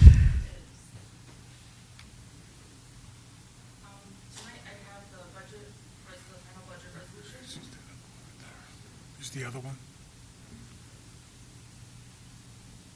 Okay, there we go. There we go. Sorry. It was kind of glowing from the light behind me. Tonight I have the budget resolution for fiscal year 2027. As discussed at the public hearing, several changes were modified from the original preliminary document presented to council, but no changes have been made from the public hearing to the document this evening. So there's Questions for staff? Do we have any motions? Mike, turn on your mic.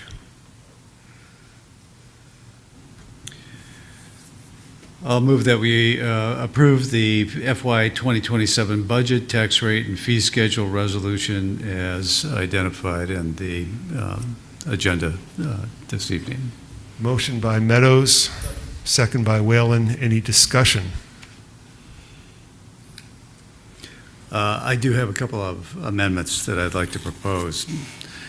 I'll move that we add $6,000 to the budget line for the East Lansing Independent Police Oversight Commission for independent review and report of police data to be used in the preparation of LAPOC's annual report, and to add $2,000 to the line item relating to the Human Rights Commission for mediation services.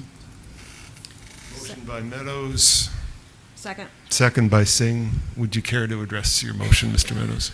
Yeah, I think this, for one thing, it was, I think, an oversight by when the city manager had indicated that items that were not spent last year were removed from the budget for LAPOC, that in fact, that $6,000 was utilized by the commission.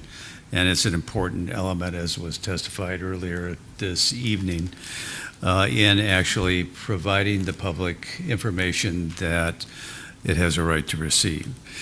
As to the HRC, I believe that the mediation services, the ability to provide mediation services to resolve issues within the community is very important, and we need to have some amount of money available. And I'll just note that, of course, if there is other money necessary to perform these services, it can be requested. The City Council has the ability to amend the budget at any time, as long as we have the money to do it. And so I think it would be a very good idea to have this as the initial amount of money available to both of these commissions. Further discussion, Mr. Grigsby. Was first. Mr. Will, Mr. Grigsby. So the mediation, if the HRC is possibly headed in the direction that I think that we're discussing, I'm just questioning the $2,000. Is that enough in regards to having it as a line item? Because for me, it sounds like $2,000 is a little bit light. I see it as an initial amount. This was, I think, the amount that was in the budget last year, and so that we're restoring that amount if we approve this. And like I say, if it becomes, I think, and it could be, more of an amount of money, a greater amount of money is necessary, we can just simply amend the budget to add that at a later time when the evidence, the request for contractual services actually comes to us. We have to approve the contract anyway, so at that point in time, we could amend the budget to make sure that it's paid for. Further comments? Mr. Whalen. Manager. So the $6,000, it stated in the motion for independent review, I thought that was for compiling stats. Or that's what I heard earlier, it was for compiling stats and for their report. So it's Dr. Cedric Haro is engaged by the city to review the data ELPD provides to LAPOC and to interpret that data for the annual report. Okay. And it was spent last year, or it wasn't spent last year? It was. So that was kind of okay, thanks. Is the motion sufficiently specific to give direction on both the issues? I do. Audrey, are you good? Yep, that's sufficient for me. Okay. Any further discussion on the amendment? So we're voting on the amendment to add $6,000 to the LAPOC budget and $2,000 to the HRC budget. If there's no further discussion, all those in favor say aye. Aye. Any opposed? Okay, that amendment is adopted. Any further discussion? Okay, seeing none, we are voting on the main motion as amended, which is to adopt the budget fiscal 27 budget tax rate and fee schedule resolution as identified in the attached schedule and as modified by the amendment. All those in favor say aye. Aye. Any opposed? None opposed, so that motion carries, and the budget tax rate and fee schedule as amended are adopted. Mayor, may I? Please. Just want to say thank you so much for all the work all the city staff did on this. I know it's created a huge amount of work for all the directors and yourself, and I really appreciate the systematic process and the systematic display that made it a very, very difficult situation understandable. And I actually did have a comment, which I neglected to make during the motion, but I'm going to make it now. Just a couple of general comments about the budget process. So thank you for reminding me about that. So this budget, I think, represents some important progress. We took some steps toward full cost recovery, and there might be more work to do on that front. I think we also took some steps toward a more accurate picture of what we spend. I think there are some risks. We have lost, by developing a more accurate picture of what we spend, we have lost a buffer for when bad things happen. Before, we could have just sort of absorbed that in the existing budget. But now we will have to sort of directly come and consume fund balance. I'm particularly concerned about the possibility of unfunded mandates. If the state requires us to decertify our election equipment and buy new election equipment, but then doesn't pay for it, then we have to pay for it out of fund balance. And that's not something we can now absorb elsewhere in the budget. We're not out of the woods. There are a couple of problem trends represented in this budget. One is that we are increasing our infrastructure debt by a little bit. We took $250,000 away from sidewalks. And the vacancy factor that we use to account more accurately for vacancies needs to shrink in the future. We need to fill positions. But then if we fill positions, those costs are going to go up. So those two things both point in the direction of an increasing deficit. But still, I think we made progress here. And I also want to thank the departments and finance staff and the city manager for his direction concerning the development of this budget. And I also want to say thanks to the financial health team, which continues their work. They're getting close to the end of their work. And I think we all probably look forward to acting on their recommendations when they come forward. And there's going to be a lot more to come on the budget front in the coming year. So, any further comments?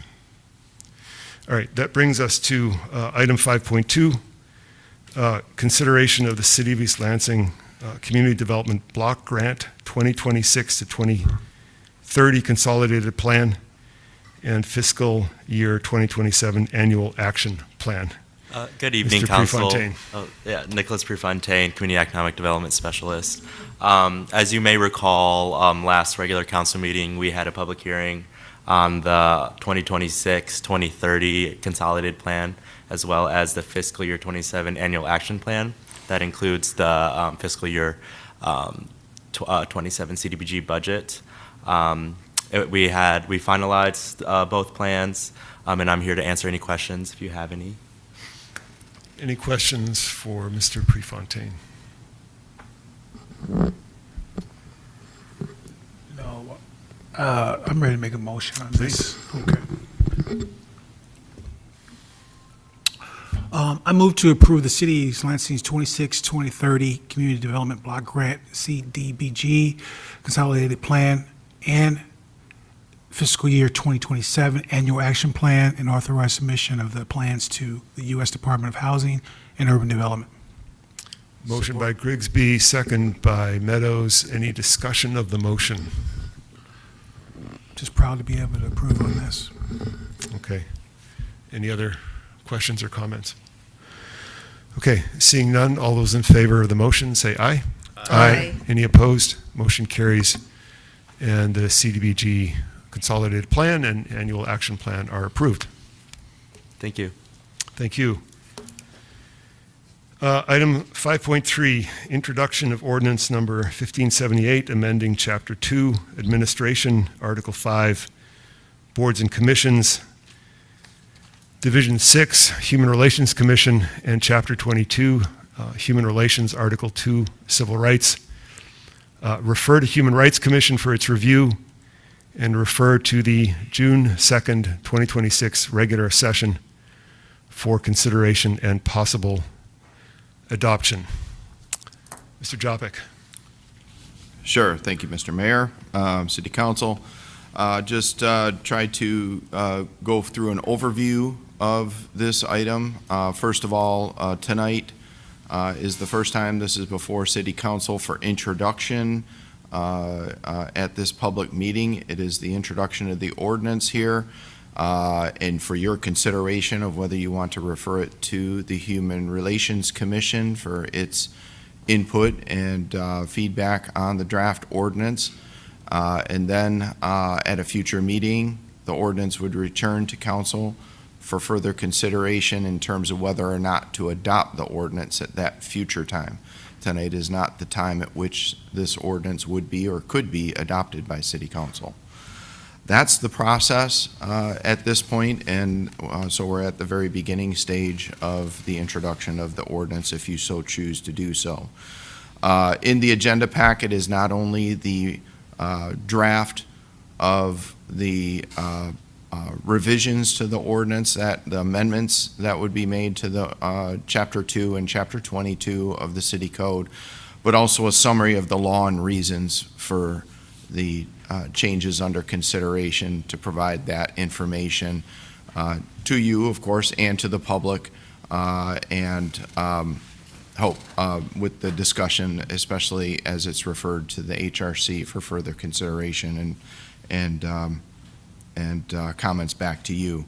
A few things that the ordinance does not do: it does not take away or in any way affect any person's right to file a complaint with the Michigan Civil Rights Commission.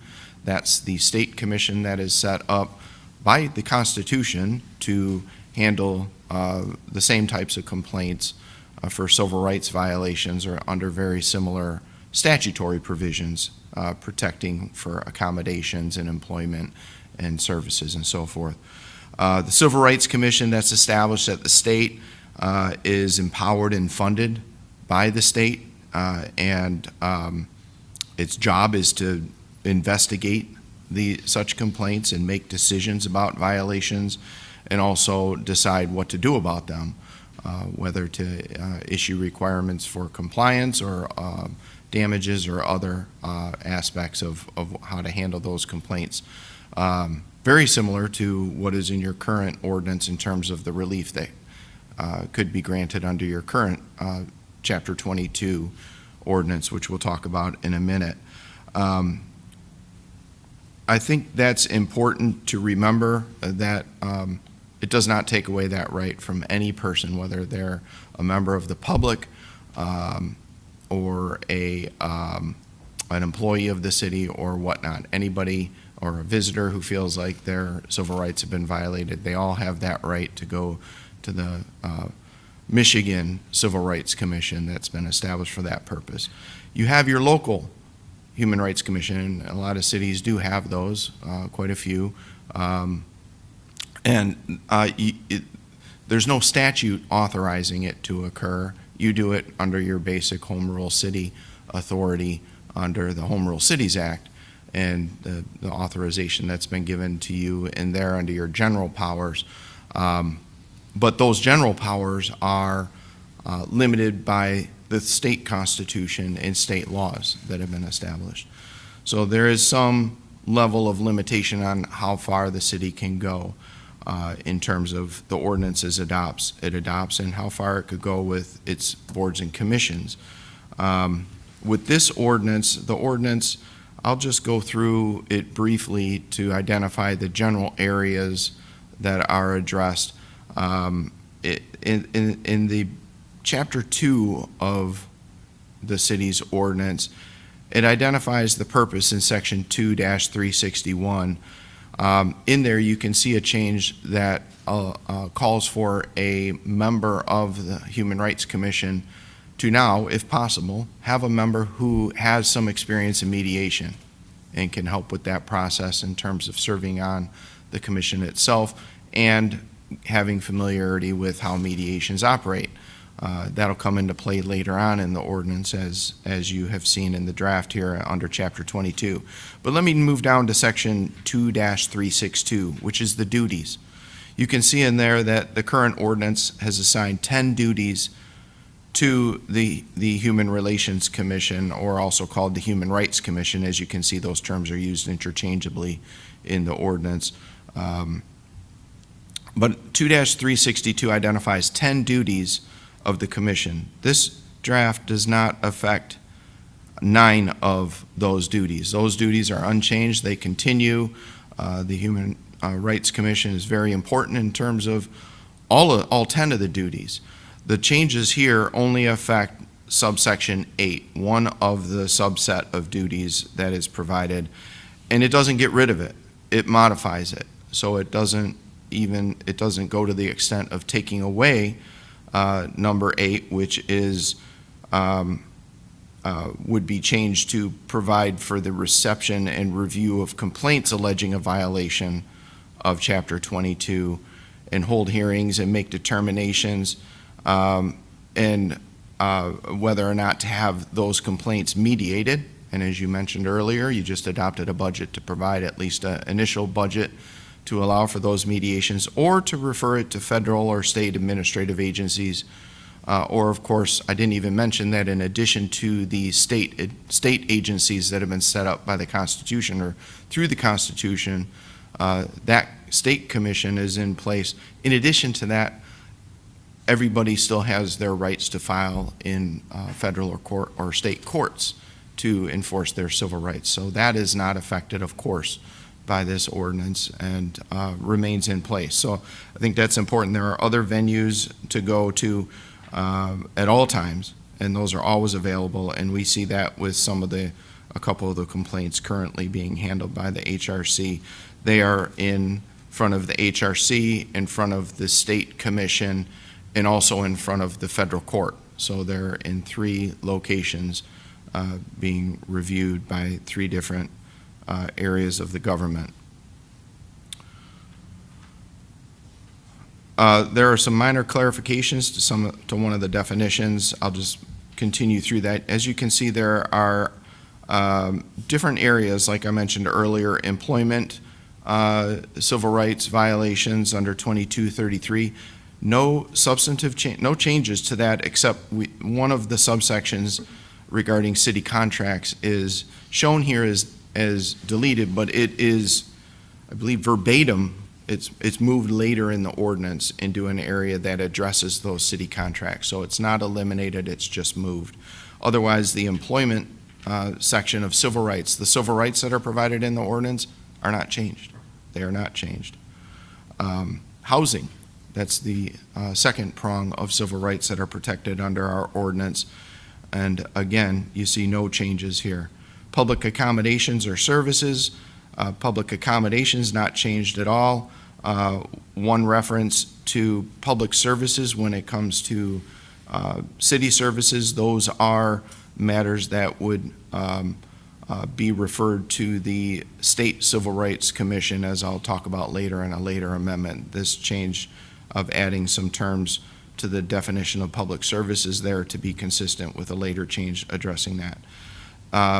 The duty to accommodate persons with disabilities, very important, and it refers to it being handled in a manner and to the extent required by law, which is more consistent, we believe, with state law on persons with disability, federal law as well. False crime reporting is adjusted based upon a court decision in late 2024, finding that this section was in violation of the First Amendment of the Constitution and could not stand. So it was found to be unlawful. We've modified it in a manner that we believe makes it lawful and consistent with that court decision. The complaint process, 22-38. Now this is the heart of most of the changes, as you can see. And it is put together in a manner that provides for the HRC to continue handling complaints, but providing a more detailed process by which that is done, number one, so that there is a step-by-step process when a complaint is reviewed, how it's handled. It's all laid out into this section, which is part of the packet for everybody to see. So I won't go into the details unless you have any questions, other than to say it's provided in a manner that spells things out procedurally in a more clear and defined manner.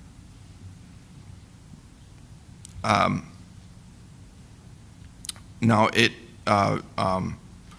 one of the areas that is a substantive alteration of the HRC's duties, this is the section that relates to whether the HRC can exercise powers like a judge to decide a case of whether or not there is a violation of the city's ordinance and impose a penalty or a sanction, civil sanctions such as damages, restitution, injunctive relief, where it orders parties to not do something anymore or to change the way they do things, to act in a certain way.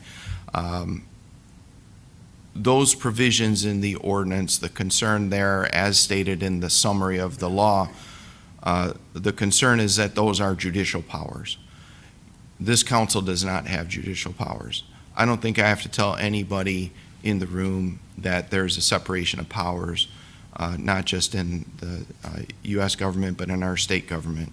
You have the judicial branch, the executive branch, and the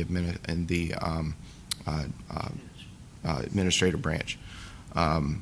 So here we have powers that are entering into the judicial branch and the state constitution and what the state is allowed to do versus what the city is allowed to do and authorized to do by law.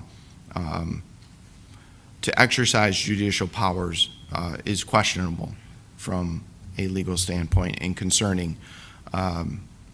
And so the idea here is to not take away the powers of the Human Rights Commission to review complaints and to accept complaints and to evaluate complaints that are made and hear from both sides and take action relative to them. It's what action the Human Rights Commission can take. What action can they take? What can they do? Can they go the full extent of imposing civil damages and order one party to pay another party money, like a judge does, or, as is proposed in this draft, does the Human Rights Commission help the parties work the matter out through mediation and go through a process of mediation with a qualified mediator and come to a result and not drop it there, not just drop it in mediation. If the parties are able to work it out, the HRC would still be involved in terms of whatever agreement comes into place to resolve the matter between the parties. And if the parties want, the city can sign on to that mediation agreement, that settlement agreement, and become a party to it, and be a party that is able to bring it to court to enforce the terms of that agreement that the parties have reached if they violate it. And that's the idea here, to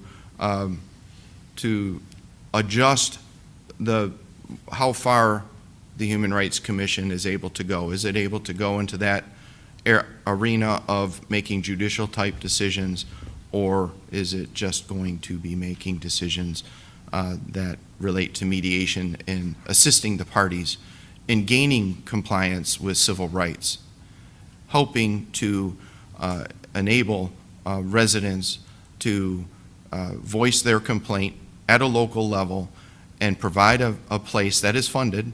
As mentioned, the city funds the mediation and assists them in that way and help them enforce their civil rights if that agreement is not followed up on. And it also enables, if that doesn't work out, for the Human Rights Commission to assist the complainant in filing a complaint with the state Civil Rights Commission.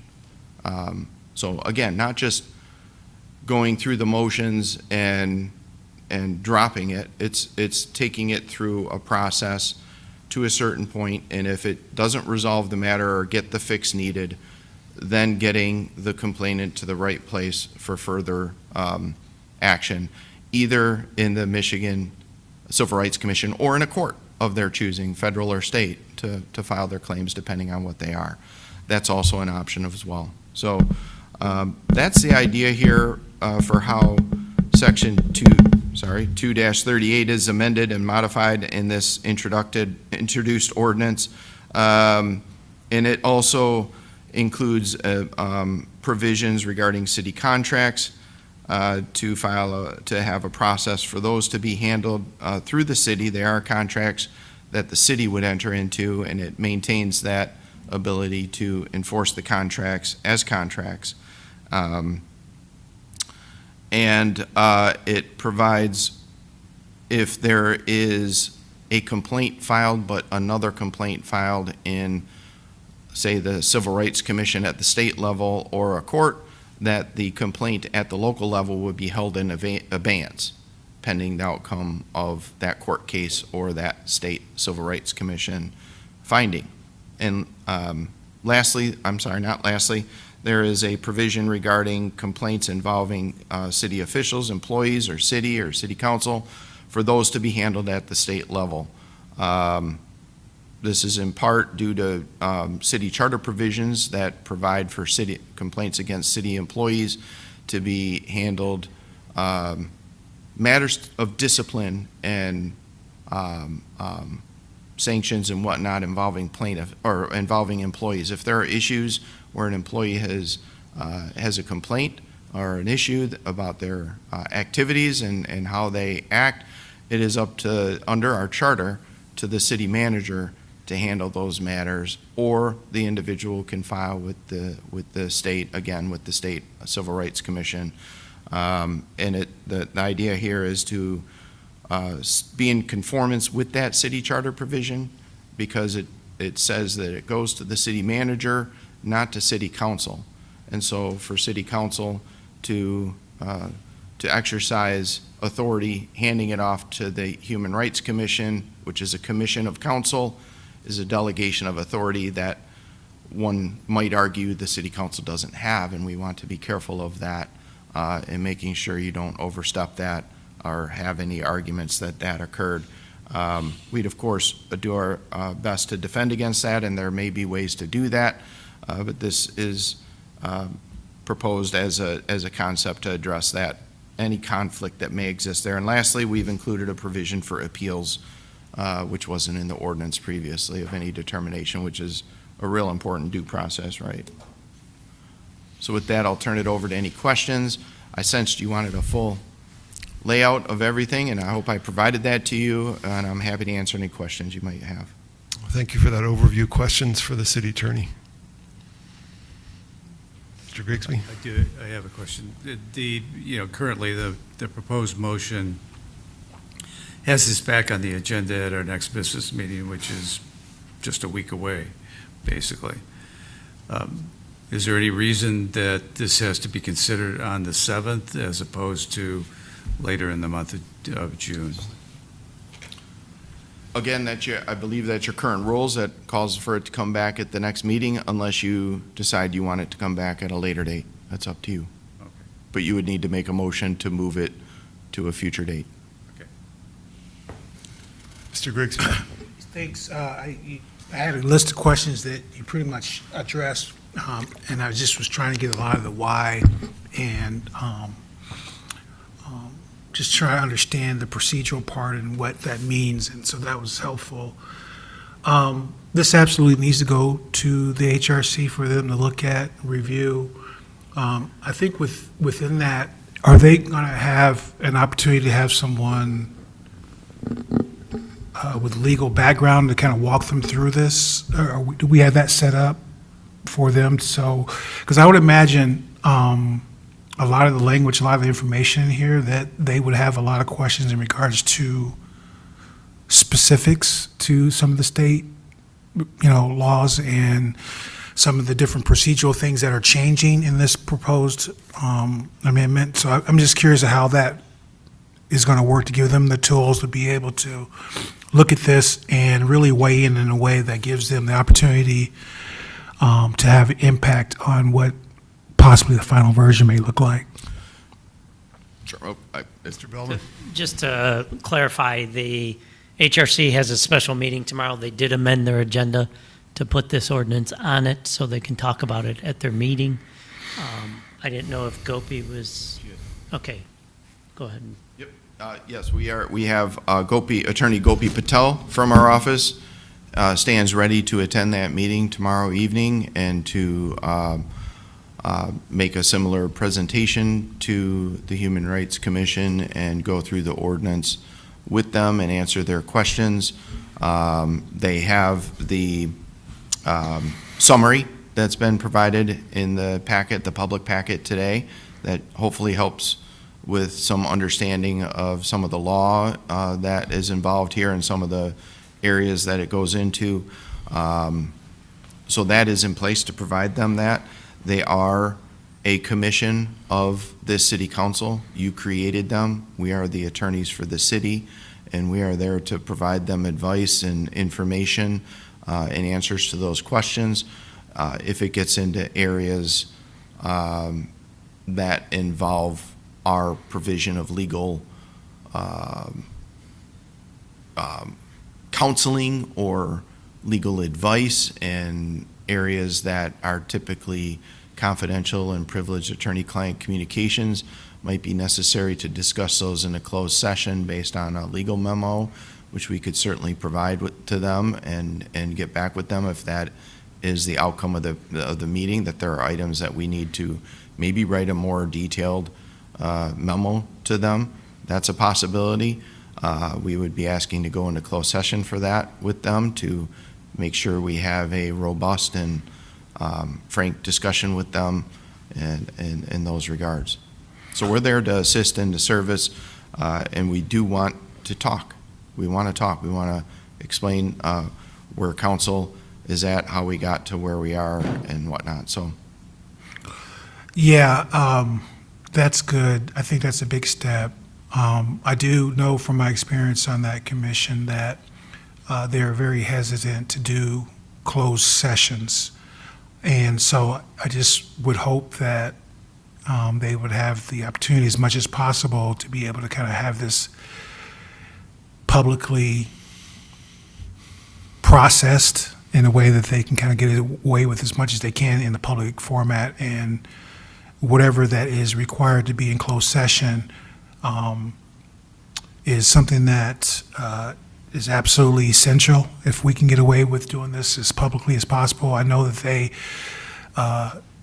feel, well, I shouldn't say I know, but my understanding is that I believe they really do not want to do anything outside of the public's purview, and that's important to them. So I just know this process is important. So if that is the case, I'm not quite sure of the timelines with what Councilmember Meadows mentioned is going to work, unless we have, a specific reason to kind of get this turned around so quickly, per what we've talked about.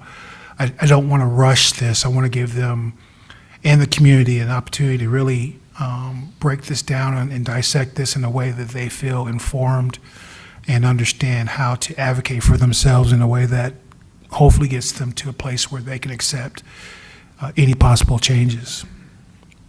we will follow council's direction on that, certainly. Any further discussions? Councilmember Singh. Yeah, I just want to echo a couple of things. One is, agree this feels like a tight turnaround. I noticed our last meeting in June is June 16th. Lending additional time for the commission to take a detailed look at what's presented. I do think the public legal analysis provided and what you presented, I listened to every word, but I also read it. I do think it does pose some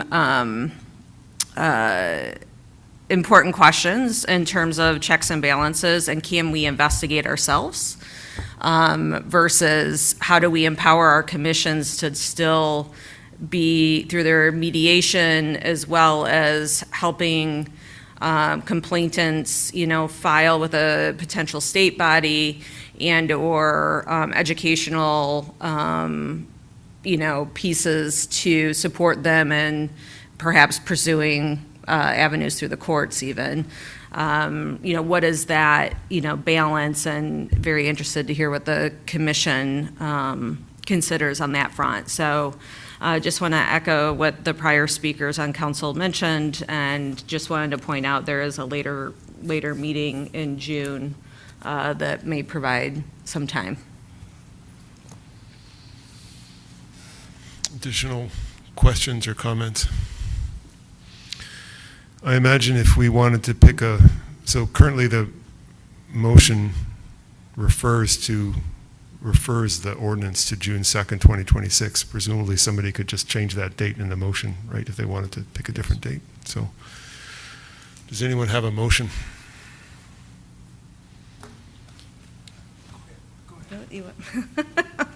Let me pull up the right tab here. Yes, the motion, I'll move to introduce ordinance number 1578, amending Chapter 2, Administration, Article 5, Boards and Commissions, Division 6, Human Relations Commission, and Chapter 22, Human Relations, Article 2, Civil Rights, refer to the Human Rights Commission for its review and refer to the June 16th, 2026 regular session for consideration and possible adoption. I'll support that. Motion by Singh, second by Meadows. Any Councilmember Singh, would you care to address your motion? I would just restate my prior comments, so I don't want to necessarily take time. Looking forward to hearing the Human Rights Commissioner's thoughts on the proposed language and lending more time through June 16th to hear about that and their thoughts around some of the changes. So. Further questions? Mr. Meadows? I don't have any questions. I just want to note how important this commission is. And it was created to provide operational ability for what was, I think, if not the first, one of the first civil rights ordinances passed by a city in the entire nation. So we, I know that in 1965, by a policy resolution, the council declared its devotion to civil rights. And on April 8, 1968, we passed the Fair Housing Ordinance, which I think was also one of the first in the nation passed by a city council. And in 1972 and March of 73, we extended all of our civil rights to sexual orientation and later expanded that when LGBTQ became a more common reference to that. So we have a history of supporting civil rights for everyone in this community, even with a lot of the issues that we are dealing with today. And this commission has been an important arm in our fight for civil rights over the years. So I don't believe we're diminishing that authority through this ordinance, but I'm very, very interested in hearing the HRC's response to all of it. Okay. Further comments? Mr. Whalen, anything? Okay.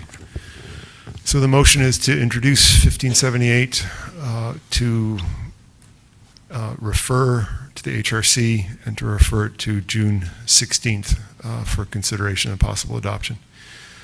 All those in favor of the motion say aye. Aye. Any opposed? Okay, that motion carries, and ordinance 1578 is introduced and referred. Okay, that brings us to the new item 5.4. I will make a motion, which is to enter into a closed session to discuss and consult with the city attorney regarding privileged and confidential attorney-client legal correspondence exempt from disclosure by state law under MCL 15.243 sub 1 sub G as allowed under subsection 8 sub 1 sub H of the Open Meetings Act. That is my motion. Support. Motion by Altman, second by Meadows. Any discussion A roll call vote, please. Councilmember Whalen? Yes. Councilmember Meadows? Yes. Councilmember Singh? Yes. Mayor Pro Tem Grigsby? Yes. Mayor Altman? Yes. We are adjourned to closed session.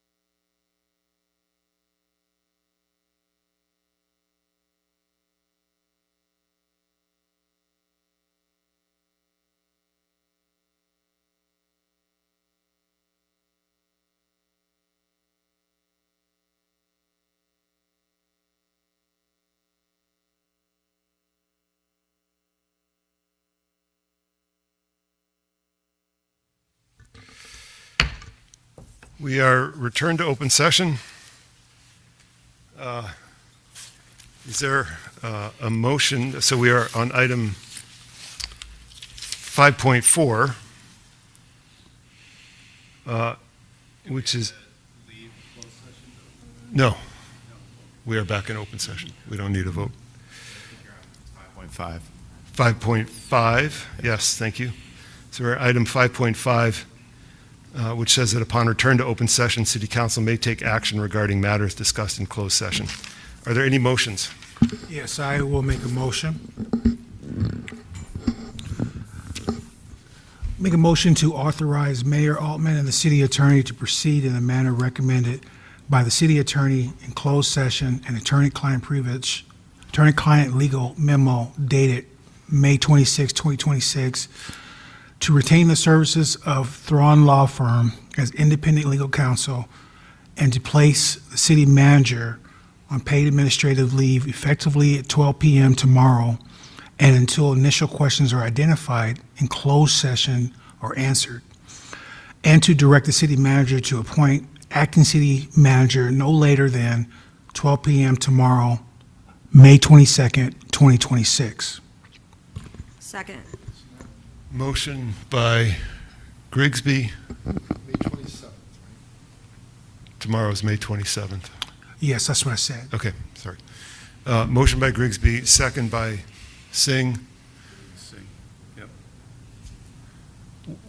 Is there some confusion about something? No, I was just pointing at Carrie. I wasn't sure you were going to say her name. Okay, so motion by Grigsby, second by Singh. Any discussion of the motion? Okay. All those in favor say aye. Aye. Any opposed? That motion carries and that motion is adopted. That brings us to item 6, adjournment. Is there a motion? So moved.